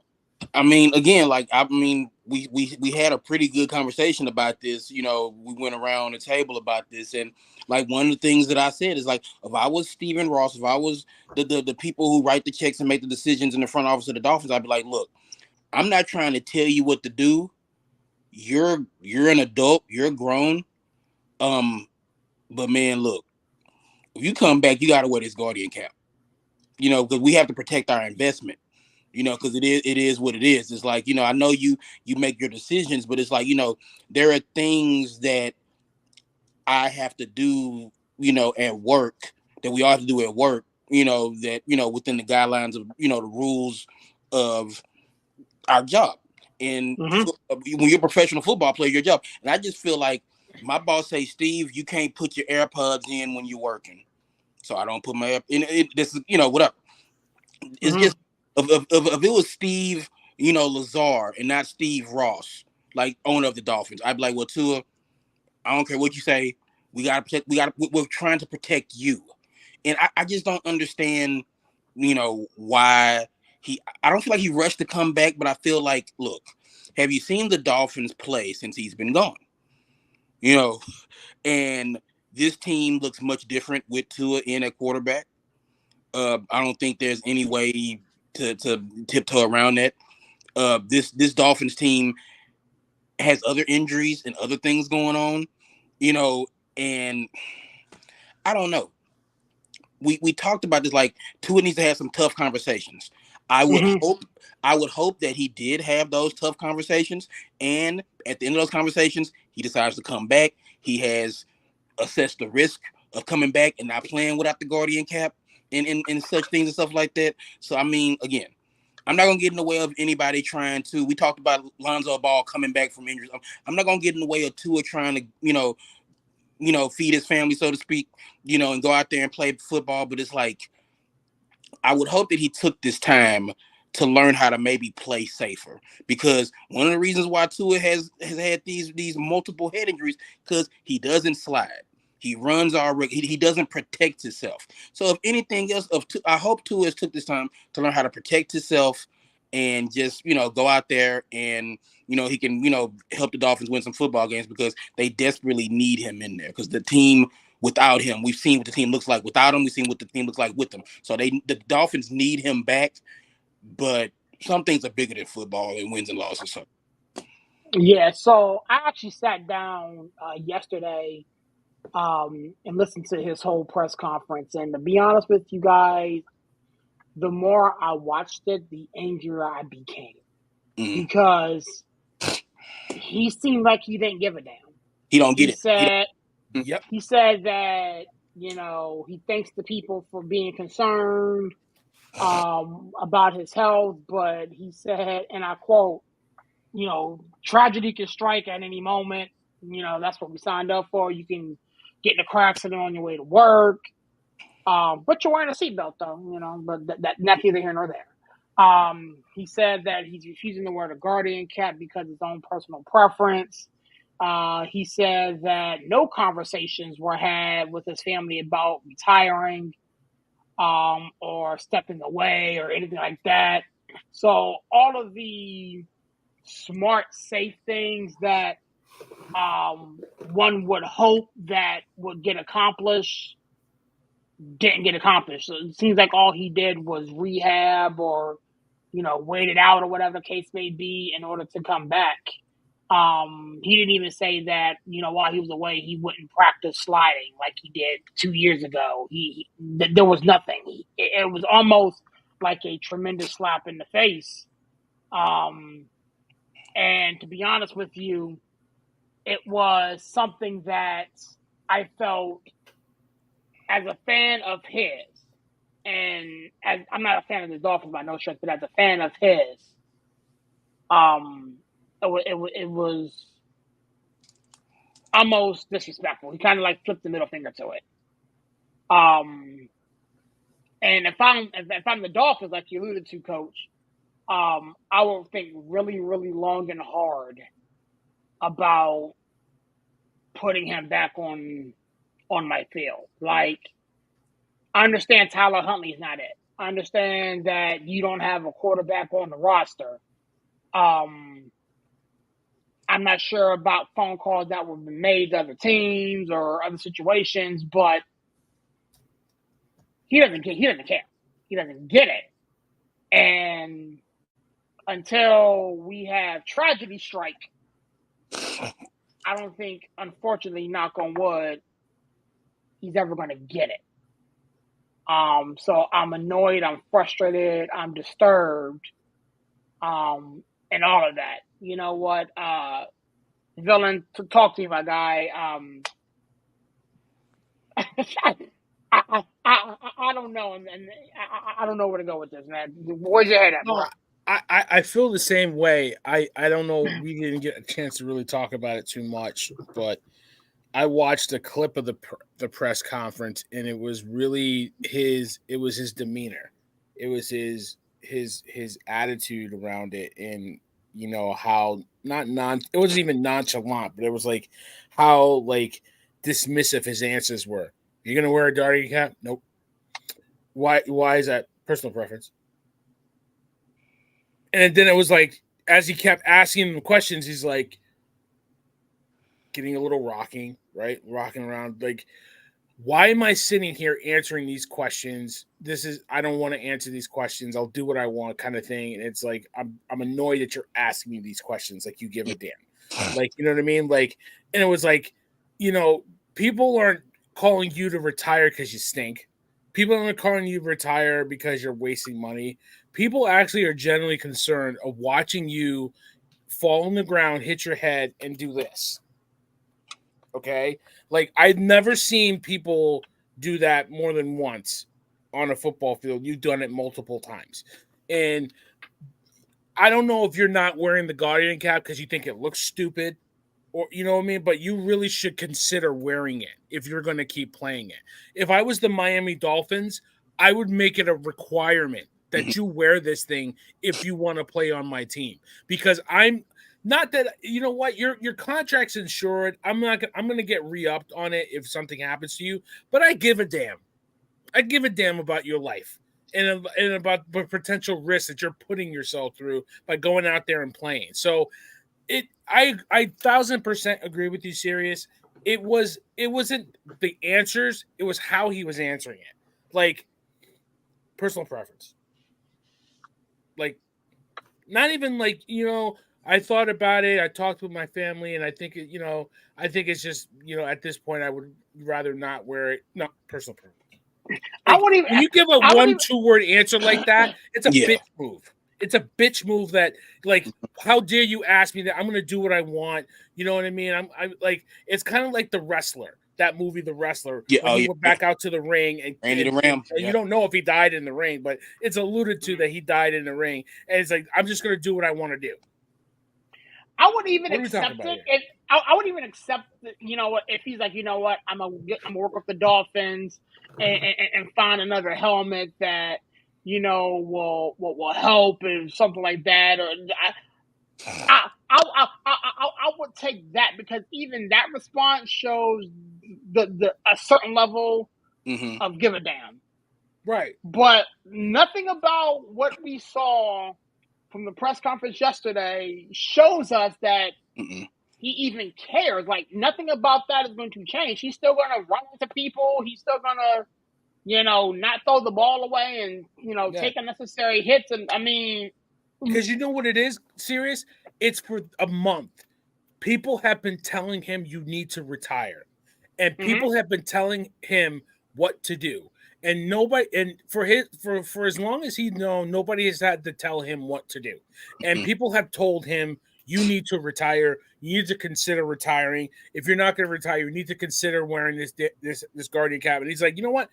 You know it. You could just see it in his demeanor. Like, no, I'm going to do what I want. I'm not going to retire. I'm not going to wear this stupid cap. I'm going to do what I want. That's the demeanor. That's the kind of energy he put off. People told him you need to retire, and he said, "No, I'm going to do what I want."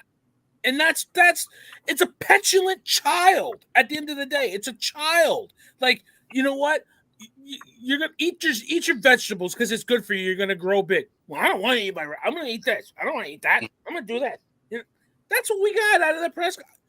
Yeah, and I pray we don't have to see this in a couple of weeks, that he's on the ground writhing and shaking. I don't want to see that, but God forbid if it does happen, we're gonna look back to this day. Yeah, and I just want to say this, and we can like let Larry get in on here. But while I'm fresh on my mind, Richard Hamilton broke his nose one time early in his career, once, and what did he do the whole rest of his career?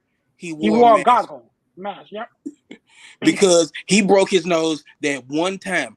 That shit sucked. Have you ever had your nose broken? I have. That shit sucks. It's like, so he got his nose broken one time and wore a mask throughout the whole rest of his career. So it's like, and he didn't care how I looked. You know what I'm saying? He wore the mask. And I would pray that Tua is not saying, you know what, the Guardian cap doesn't look cool, I'm not wearing it. I hope to God. I really hope that ain't the reason why, because it doesn't look cool. It looks a little goofy. You know what I'm saying? Like, I don't know the percentages, Larry, of how many people actually wear that cap right now. It's probably not. It's very low percentage, but I know there's one of the Steelers that wear it, right? There's one. There's I can figure it out. Yeah. He's hurt for the year, but there are several players that wear that Guardian cap in the league, and I'll get the actual number, send it to you guys in the chat. The most prominent player that wears one, I think, is Peppers on the Patriots, wears a Guardian cap. So, I mean, and that's a defensive guy who's wearing one. Just throwing it out there. So, Yeah. Anywho, Larry, man, talk to you, my guy. Tua decided to come back and not protect himself from the looks of things. Even on the graphic on the screen, he's kind of saying his preference playing at his chest. Talking about the Guardian Cap, man. Where's your head at, bro? So just let y'all know, me and Aaron, we have our little powwows too, like me and Barry and me and Steve. And Aaron, remember what I said the other day about these athletes? They're not used to nobody telling them no. They're not used to the people telling them, hey, you can't do that. Mm-hmm. Hey, you can't do what you want to do. Mm-hmm. And Tua is showing another example of a star athlete, and nobody has said you cannot do this, or if you're gonna do this, this is what you're gonna do, right? I used to be an insurance agent. I look at it from this standpoint too. Tua, you have all these brain injuries, and at some point, I get it. You play for the love of the game, but they're gonna be like, you know what, Tua, your contract is void. You did not wear this Guardian Cap, or you didn't follow the protocol for, CTE victims, or hey, we can't insure his contract anymore. He has 5 diagnosed brain injuries. We can't insure it. So if he get hurt, you get no money, period. And these players, they love for guaranteed money. Mm-hmm. Guaranteed money means it's insured. It means no matter what happened to you, it's insured, right? And I think it was more sad looking at this, right? And anybody who plays sports, we know you dealt with injuries, right? If I've told my ACL, I'm fine. I had surgery. Knees bothers me every once in a while, I'm fine. Broke a finger. Finger pops every once in a while, I'm fine. Break an arm. Hey, look, I can keep it moving. You see these players every day, and I hate to say it, but like you look at like an Earl Campbell. Earl Campbell can barely walk for the last 10 years. Yeah. Earl Campbell had probably 2 hip replacements, but Earl Campbell was like, you know what? I want this custom Pimp 59 caddy because I can still drive. Brain injury. Like, let me just read this for y'all. The symptoms of CTE: memory loss, depression, violent mood swings, rage, and paranoia. I can deal with this finger bothering me for the rest of my life, but I'll be damned if I'm sitting over here depressed with rage and paranoia. Like, somebody in the room should have sat down with him and said, look, you know how many of these dudes with CTE didn't pull a bullet in their brain?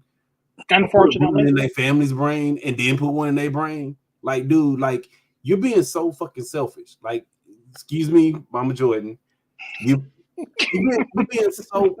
being the arrogant, selfish son of a bitch player that most of them are, dude. Like, he came off like super ass arrogant, and you're like, oh well, fuck my family. I don't care what they gotta say. I didn't have conversations with them.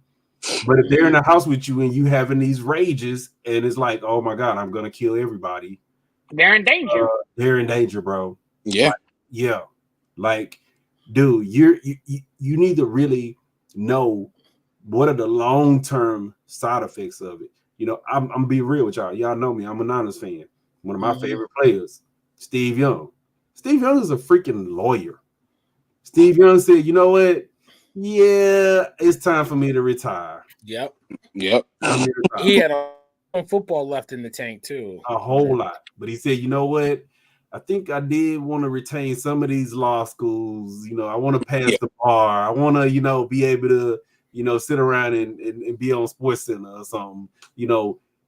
Even Steve Young said, you know what? It's time for me to lay it down. Let me stop, and I get it. There were no Guardian Caps and all that stuff. And if you watch a lot of the plays, Steve Young actually used to slide. He used to slide, but back then it was okay. If the quarterback slide, you could still, elbow him in the head. It was okay. Yeah. Everyday thing, But it's like, Tua, you are one of these dudes that's like so oblivious to the world, and nobody has ever said, look, we about to sit down and have a real conversation, a real talk, whether it was from his family, Mike Macdonald don't look like Mike Macdonald look like he that buddy coach. He's not that Bill Belichick with like, look, bro, this is what you're gonna do. I don't give a damn. This is what we're gonna do. Nobody's really had that conversation with him. Hell, the Aaron Hernandez story coming on goddamn tonight. I hate to give anybody else any plugs. Aaron Hernandez, murderer. Aaron Hernandez had CTE. Like, for real CTE. Like, they was like, his brain was so degenerative. It was like a third grader. Like, that's how bad his brain was. Like, dude, somebody need to have that real conversation with him and say, look, these are the outcomes of CTE. Like, it's not a pretty picture. Well, see, here's the thing. I think the league and the information is available to him. Yeah. It's not like he's void of information. Like, you know, Tua is younger than us, so he was around for the movie Concussion. He's been around for seeing all the stuff. Hell, we got Antonio Brown still running around with CTE, you know, doing crazy stuff. So I mean, it is what it is, and it's unfortunate because I want to get to Deshaun here in a minute. It's unfortunate that we have another player who is refusing the help and refusing to put the necessary precautions and guardrails in his life to continue to do the thing he loves. Like, we're not saying that stop playing football, even though people have said that. We're not saying that, you know, you need to retire because you're garbage or whatever the case may be. But depending upon who you ask, that may be their opinion. We're saying, bro, at the very least, put the guardian cap on, go to the Dolphins, you know, find out if they can do something with your helmet or whatever the case may be. Maybe they can fashion something on the inside of your helmet to make it more pattern. Figure it out. But to sit there and kind of flip us the bird because we're like, bruh, we're concerned a tad bit much. Before we get out of here, the concern is your life, bro. The concern ain't your life. I mean, Luke Kuechly, who's one of the best linebackers I've ever. He like, I mean, I think we all can agree. Luke Kuechly was such an amazing football player. Underrated linebacker. It was a joy to see that man play football. And he said, "Look, I can't do this to myself. I can't do this to my family. As much as I want to go out there, as much as I want to keep going out there, I have to go." And it's just like, young, probably around the same age as Tua is now. And it's just like, so you have a guy like Luke Kuechly who's like, man, look, it's not worth it. I've made plenty of money. I'm a smart guy. I made good investments. It's like, I want to have a good quality of life. Because again, it's like, I've seen Earl Campbell up close. It's sad. I've seen grown men damn near in tears at a UT function seeing just how bad Earl Campbell is. People say, "Oh, I give it all. I give it all." That Earl Campbell literally gave everything to football. Everything. You know, and for I can't want that for Tua, and he don't want it for himself. But it's like there's no honor. It's like you ask all these old guys, they'll be like, you know what? Maybe I should have did things differently. You know. But it's just like look, man, like I said in the chat, and I'll say it here on the air, man. It's like, it's not cool. We don't want to see a tragedy. It's almost like Tua wants to. It's almost like he wants to go. Like you're not gonna go to Valhalla, dog. This is not what this is not. This, I don't know what you think it is. You know, it's like there's no honor in that, dog. It's like it's honorable to be a good husband, to be a good father, to be a good brother, whatever. It's like, I don't know. It's just like I said. To just bring this thing all the way back around, is like, if I was the Dolphins, I'd be like, look, if you want to play a single snap for my football team, you need to wear the guardian cap. Yeah. Steve, I'll echo what you saying. This is going to be my final say on it, right? I'm a Niners fan, bro. And y'all know how I am a Niners fan. Dude, we all seen Patrick Willis and Bowman, and, you know, now we see the linebacker court they got now, right? Y'all remember Chris Borland? Yeah, I remember. Yep. Dude was a tackling machine. Literally, that dude was racking up tackles like crazy. We thought he was going to be, you know, the next in the linebacker core. And Borland only played with like 3 seasons.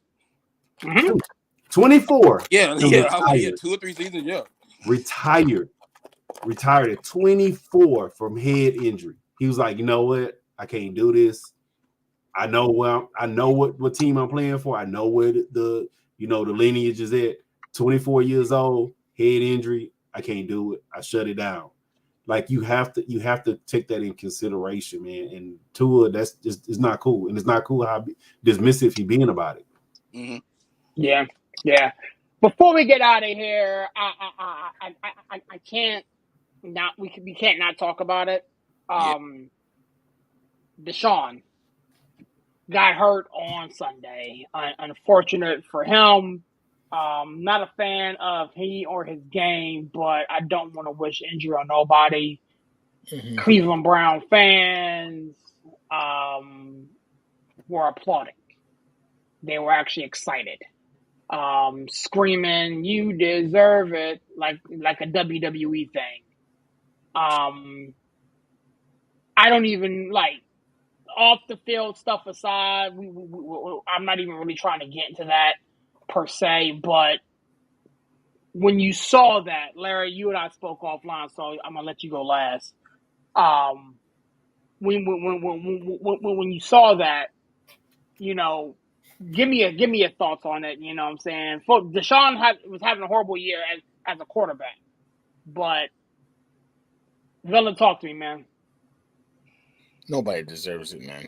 Nobody deserves that. Like to see the actual injury, to see that Achilles pop like in slow mo, like it looked like a rubber band snapped in the back of his leg. It was just sickening, right? It's just like you saw that. It's crazy the camera angles you can get now. You can see it with him, and you saw it with Aaron Rodgers last year.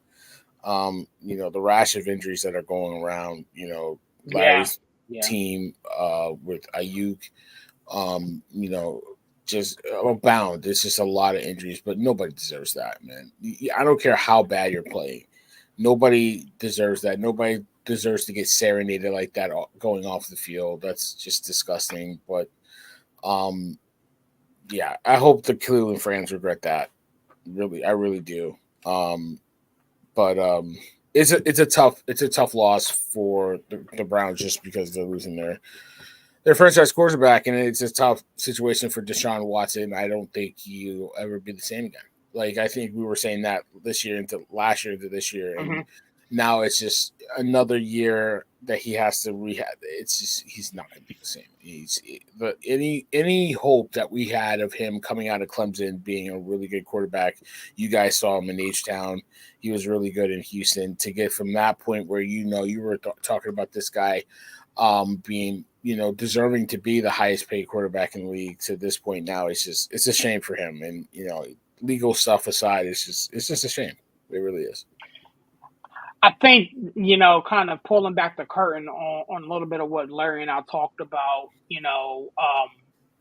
I think this is one of the first times in a long time where I feel as though the court of public opinion is kind of weighing heavily on Deshaun, causing him to play this badly. Because let's keep it a buck. Like, I think that, missing open receivers, offensive line wasn't the best in the world. He just gets Nick Chubb back. I really didn't buy into his assortment of receivers. You go out and get Elijah Moore, who's, a shell of himself, not really good. Jerry Jeudy is kind of, I don't call him a bust, but he's been dealt bad hand after bad hand, first being in Denver, now here. Amari Cooper, again, I've never been a fan of Amari Cooper. I think Kevin Stefanski is one of the goofiest coaches on the planet. And not to mention you play, in Cleveland, like it's very difficult to attract free agents. Don't endorse the horrible play calling. Again, I didn't even get into that. So I think for all of this put together made Deshaun Watson and the Cleveland Browns offense, if you will, bad. However, to watch the fall, like it, Matt Kellerman talked about a cliff. This dude literally fell off a cliff as far as performance wise. And again, I'm not there at practice. I can only go off what Jameis Winston said. He's in there in the training room trying to work and figure it out and do the best that he could. And for somebody to be hurt in this manner, and for the Browns to serenade him and cheering the way they did. There's a saying that Eagles fans have got to be the worst fans on the planet. I think what I saw on Sunday kind of puts the Cleveland Browns over the top. And again, my wife's not here, so she's not going to beat on me. But but it's wild to sit back and watch this. Coach, talk to me, my man. I don't even know what to say. When I saw it, I was stuck on stupid.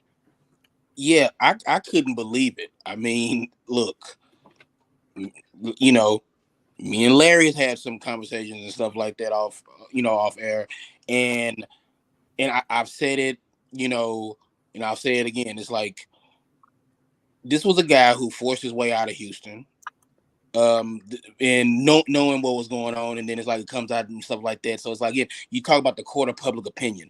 People, he has been accused of some awful stuff. We cannot talk about Deshaun Watson without mentioning that, because that is part of the story. That is part of the reason why he is in Cleveland. That is part of the reason why the people were cheering. That we cannot talk about him without talking about that. We don't have to go into detail, but we all know what he's been accused of, and civil suits and all that would and that weighs on him, because that stuff takes his attention from what? Football. And I feel like from where he was to where he is now, and it's quite a fall from grace. Now, some of this stuff is self-inflicted. It's just, that is what it is. But for the Cleveland Browns fan, again, I can understand, if you don't like him off the field for whatever but for you to sit there and to cheer and to chant and to be so happy that this guy is injured, that it's a bad look on the Cleveland fans.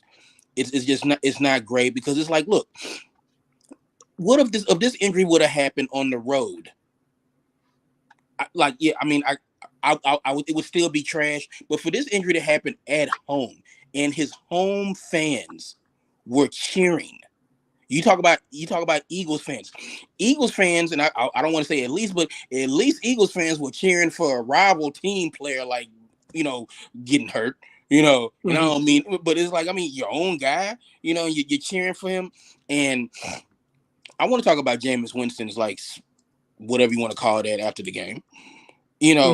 It is, look, I talked with Larry about this. It's like, you can support somebody, you can love somebody, you cannot ignore what somebody did. Now, I don't make light of things like this, but people always say, especially in our community, in the Black community, free so-and-so. Free so-and-so. Free so-and-so. It's like, well, what did so-and-so do? Oh, well, he robbed a couple banks. He hit an old lady, driving away from the bank or whatever. It's like, but free my mans. It's like, look, like I told Larry, it's like, if you want to support that person, so be it. I'm not going to shed any tears for Deshaun Watson, because I feel like a lot of why people feel the way they feel about him is his own doing. But I'd be damned if I support them cheering for the man to be hurt. It's like, if you don't like him for whatever reason, that's fine. It's like, I'm not going to sit up here.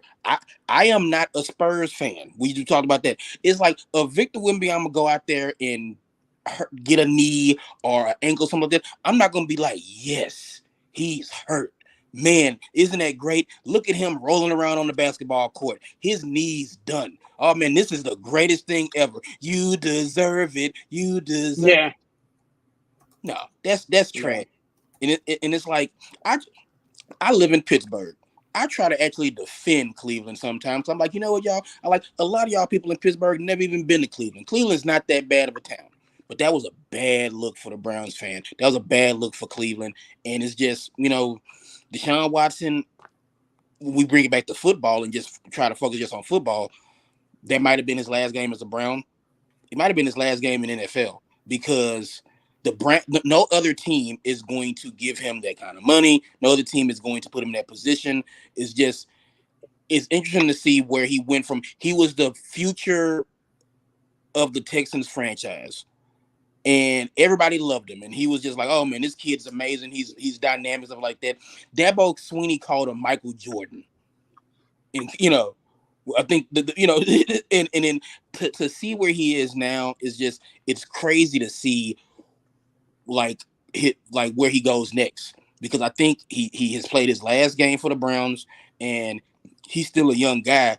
To see like his NFL career might be over because now people have a reason to quote unquote blackball him or be like, oh well, we don't want the press, we don't want that here, because the Browns took a big chance getting him, and none of it paid off for the Browns, and now the Browns look worse for the wear with this whole situation, and it's I don't know, it is a very nuanced, very multi-layered situation in Cleveland with Deshaun Watson, and I think we've done a good job kind of tiptoeing through this landmine. So this minefield, what I'm saying? It's just like, because it's just it is what it is. But yeah.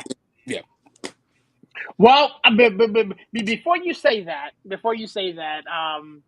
I know where Larry's about to go. So, Mama Jordan, if you're watching, this would be a good time for you to log off. We appreciate your support. Anybody that anybody from he's back on the bench. And he's back on the bench already. I mean, he got a shot up. Savannah's leaving. Like, yeah. 0 for 1. Anybody who goes to our respective churches who are watching this, this does not represent, our relationship with the good Lord, but it's I know where Larry's about to go with this. So, Larry, say what you gotta say, my guy. Man, I'm gonna try to keep it a little PG, man. I'm gonna try to. I'm gonna put it like this: and me and Aaron, we had a whole conversation about this, and I get you guys have y'all view on it. I'm just gonna be real with y'all. Deshaun is innocent, bro. Now, do he got some, crazy fetishes? Yeah, but Deshaun is innocent. And Steve, I get it. He did force his way out of Houston, but people act like it's the allegations that he forced his way out. You also traded his left tackle, his wide receiver. You didn't sign anybody to help him on offense. The defense was trash. At that time, our team was being ran by Preacher Jack. And he did force his way out. And I get it. And people try to attach the two, that he was forcing his way out because the allegations were coming down. Well, the allegations are gonna follow him wherever. So I never believed that either. It was just it was a pretty crazy coincidence, but I mean, yeah. It was a crazy coincidence, but at the same time, like Aaron, my opinion. I think it was a money play. It's a money play, and Deshaun Watson is a victim of most rich celebrities. People try to prey on their money. Like, it's a guy literally right now in Detroit who just swindled out $8 million from those two NBA players. Like, people try to get money out of them. And if you know Deshaun Watson, if you watch the story of Deshaun Watson, he grew up in the house that freaking Mushkata built. Like, if you Steve, I'm ground based. Deshaun Watson did toy drives. Deshaun Watson is one of the few athletes, like, he has a foundation that literally helps people. And through all of this, allegations and all this, he's guilty in the eyes of the public. He actually still does all of these things. He does them in Cleveland. He still does them. And for y'all to sit up and boo this guy that literally goes out in y'all community trying to help people that are underprivileged, people that don't have, the resources to, get to college and stuff like that. And for y'all to boo that guy, like, I'm being honest with you, you're a piece of shit. Y'all a piece of shit, and y'all got a piece of shit fan base. Like, I'm gonna put it like this: we all watched the Monday Night Football game. When that tackle for the Jets got hurt, I was like, oh man, I hope that dude is okay. Like it's been many a times that we be in the chat and somebody get hurt and we be like, man, prayers, hope they, have a strong recovery, right? Look, serious, I hit home, bro. I told you, I'm not a Steelers fan. I'm a Mike Tomlin fan. But when Ryan Shazier got hurt, bro, I was like, oh my God, I hope that dude is going to be okay. Like the human aspect of me, not the football fan, but the human aspect of me, I'm like, man, I hope that dude will be okay. We just talked about a whole CTE and somebody in the long-term effects of it. Like, I don't want to see a guy who he tore his ACL and now he's never going to be able to play football again. I don't want to wish that on nobody. Now, if he just get bad and he can't play anymore, yeah, your skills are diminished, and I'm fine with that. But I'm not going to wish no evil upon people. Like, hell, I'll even go there. Y'all know, I'm not a fan of, Orange Crush or whatever you want to call him, 45, whatever you want to call him. But I don't want to see that dude get shot. I don't want to see that. I would much rather see him riding away in a prison cell than to see him get shot. I don't wish that. I don't want to see that on nobody because, I don't want to see that the fallout with that guy's family or anybody like that. And for y'all to sit there and y'all cheering this guy potentially having a career-ending injury, that just let me know that y'all are low down pieces of shit. And like me and Sirius had a whole conversation with it. We never got into it on air. But like, dude, I'm gonna just keep it 100 with y'all. I knew the civil suits was bullshit to begin with, because if you assault me, I'm not gonna go call my attorney to sue you before I call the police. I'm in Houston, so they was airing it all out. Mm-hmm. I'm not gonna be a victim, and literally there was not one criminal case filed against him. The police had to pick up the charges. It went to a grand jury. The grand jury looked at all the evidence and said, "There's nothing here. We cannot try this dude. It's an unwinnable case." Like I said, I'm gonna air it all out. If these idiots that's booing him looked at all of the evidence, Deshaun Watson's team said, "Look, we'll go to trial, but we want full disclosure." You know who said we don't want this disclosed? Busby. Victims. Yeah, Busby. Yeah. Because then it's gonna come out all of the details, all of the nitty gritty, and anybody that have any kind of common sense know, criminal trial, you got to be proven guilty without a reasonable doubt. Civil trial, I only got to prove that 1% you may have did something to hurt my feelings, and I can get money out of you, right? And that's why I really started looking into this and saying to myself, okay, people want to say he's guilty, but look at the facts. Look at the facts. Like, bro, we like y'all said, we're gonna keep it a buck on this show, bro. I didn't win guy massages. The most I paid for a massage, $200 and some, right? Deshaun Watson was paying these women 5 racks. That's a massage and a happy ending. Anybody with common sense, that's a massage and a happy ending. I'm not going I don't give a damn if I do got a $300 million contract. I'm not paying no 5 racks for no goddamn massage. That is massage and whatever else go in it. And I'm not gonna say that this dude is guilty just because, some of the little nasty details came out. But I'm not gonna say that this dude is guilty because he got some crazy ass fetishes. I just say it like that, but they don't make you guilty. Hilarious. Yeah, it's not against the law to be a freak. No, it's not. It's not against the law. Like I said, it's not against the law. It's just the court of public opinion. That's all. Like what Sirius said, it's the court of public opinion. You know what I'm saying? It's like that's just unfortunately that's what happens. It's like in the court of opinion, he did all that, he did it, whatever, like that, Yeah, and in today's society with Me Too and all these movements and stuff, it just heightens how bad it might look in public. In the court of public opinion, and I put it in the same analogy, right? This is the analogy that I gave Sirius. I say, OJ had a criminal trial. OJ won that criminal trial. In the court of public opinion, he's guilty. He lost the civil trial because the civil trial you only got to show you 1% guilty. OJ, people thought he was guilty for the rest of his life. I wouldn't have wished nothing bad on that dude, but public opinion, he was guilty, right? But you have the criminal trial along with the civil trial, Deshaun had no criminal trials. Mike Vick had a criminal trial, and that was fucking dogs. Mike Vick had with the prison, but a guy who literally had no criminal trial, like I said, the grand jury didn't even want to pick it up because they said, you know what, this is a no-show case here. We cannot go to court for this. And for y'all to sit up and boo that guy, like I said, it just let me know, and like it's a reason why Cleveland's been Cleveland as long as Cleveland's been Cleveland.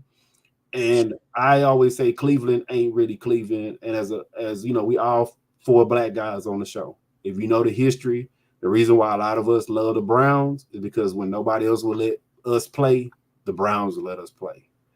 But I associate the Browns as the Ravens. I don't associate this piece of shit Browns team reincarnated as the Browns. And I'll leave it at that. And with that, yeah. I hope Deshaun make a full recovery, make 8 Pro Bowls, and win 2 championships, and tell y'all, fuck y'all, I'm back. Yeah, that's not gonna happen. But hey, look, my yeah, it's like, you know, maybe he can go up north, win a couple of Grey Cups. You know what I'm saying? You know what? I'm gonna put it like this, and I'm being for real. Mike Vick took 2 years off. He looked horrible when he first came back, right? Mike Vick was Pro Bowl player. Mike Vick was damn near won a Super Bowl. Like Mike Vick was literally, didn't he win an MVP with the Eagles? No, he came close to one, right? Didn't he come close? I think he came close, but you know, it's still the Eagles. Yeah, it was Bear. You know better than anybody. Still a shitty Eagles. So yeah, but you know better than anybody. Mike Vick did it. It's been a bunch of quarterbacks who made the recovery. I just think that he needs to take this time to, you know, one, get that Achilles back right. You know, you see Kirk making his way back from the Achilles. I don't think Achilles is a death for football players anymore. I think he needs, but it's all between here. It's all between the ears. He needs to take that time and get his brain back to playing football, because on the field, aside from the other stuff, he was like what 13 for 15 before he got hurt. Like he was making some stuff do. And like if you watch the games and you watch any of the actual people that break down the film, like I love Dan Orlowski when he breaks down the game film. Deshaun, actually, he hasn't had time in the pocket. His receivers ain't been getting no separation. He has no running game, and he's been kind of like what he was doing in Houston, just not the same. He's been trying to make do with what he got. And if you see a quarterback in today's game complete 50% of their passes, get him up out of there. 60%, okay, he doing a little. 70%, he's on par. But when you get to where you like 13 for 15 or something like that, you making the accurate play. You able to play competent football from a quarterback perspective in today's NFL. Hell, Jared Goff was like what 20 for 20 or something the other day. Like that's like amazing. Like you if Deshaun is doing some of the stuff that he's doing, he's not that he can't play the game no more. Like you say, he need to take the time out, get all of this stuff out of his head, you know. And I'm gonna be honest with y'all. And you know what? Dave Chappelle once joked about it. And he was like, man, nobody likes to be accused of fucking a girl that you didn't fuck. And excuse me, Mama Jordan, but hey, Dave Chappelle said it. Dave Chappelle said it. He was like, dude, I can't say the words that he said, but he said it. And, yeah, you can say all the other words, but can't. Yeah, I can't say that. Yeah, like, I ain't do it. Damn it! Like, I ain't do it. Hey, and like I said, I think that's what's eating at Deshaun is that deep down he's a good dude, and I get it. Yeah, you know, like Steve hit it. You ain't did nothing criminal because you're freaky, you know. But you know, I think deep down that's what's eating him up, because he really like I said, I judge a man by his actions. And dude, that dude, even through all these allegations, Deshaun was like, look, kids need toys for Christmas. How many toys they want? Hey, look, you need to go to college. Hey, what scholarship? What school you going to? He's still been doing the same things he's been doing before, after. He's probably going to continue doing it. Yeah. It's. I mean, this whole thing is wonky, and now we just have the time to sit back and just ponder what could have been. But I definitely want to get you guys out of here. We definitely went over today, but I think based off of the nature of the conversation, it was warranted. Coach, I don't even know what to say, man. Give me a plug in the closet, shut it down, my guy. All right, man. Like once again, another successful boardroom meeting with the execs. I mean, it's the place to be from 9 to about 11-ish on Tuesday nights. But yeah, man, y'all already know how I do it, man. God is good All the time.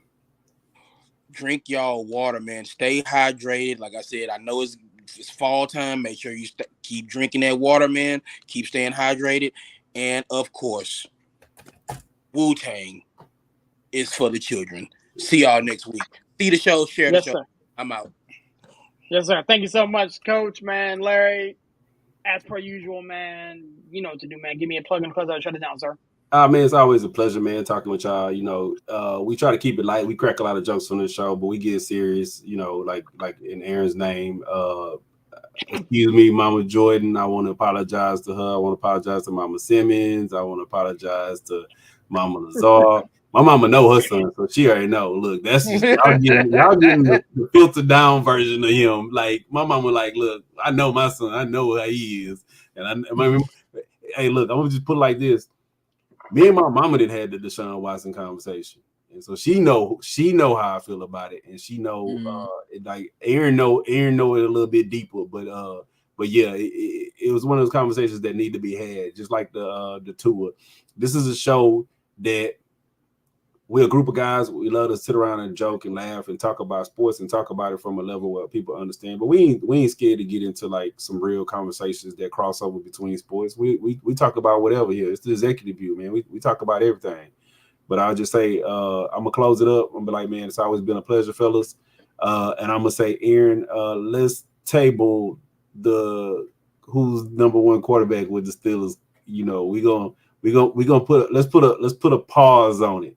The bet we'll put a pin in that for now. Yeah, the bet is we put a stamp on it. The bet is inconclusive. I'm gonna put it like that. I'm gonna say let's put an inconclusive on it. Hey, but all right, big dog. We will be getting a Larry was right, or we'll be getting an Aaron was right, one way or the other. I'm a man, and I'll own up to it.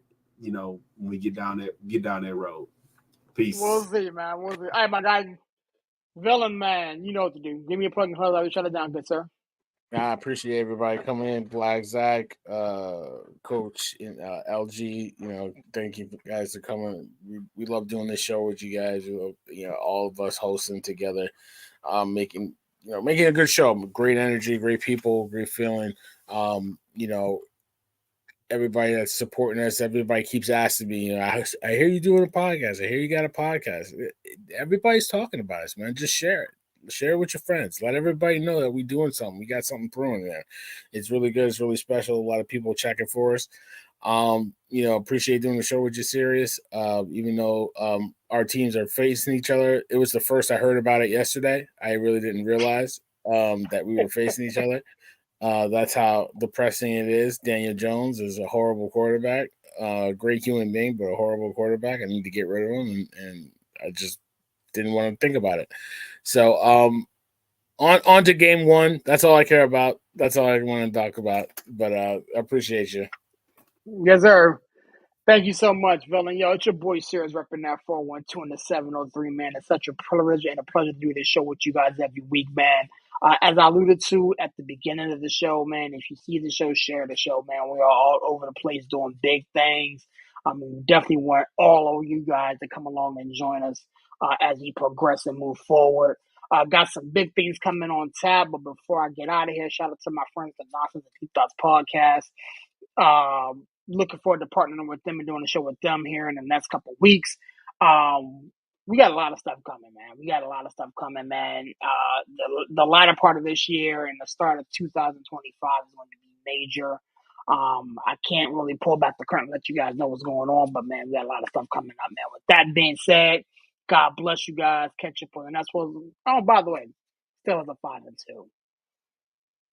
Chance to go 6-2 going into a bye week. Not too shabby for a team that have the worst schedule, a coach who can't coach, and a quarterback controversy on our hands. But I'll talk about that later, man. Catch you guys on the next one. Peace.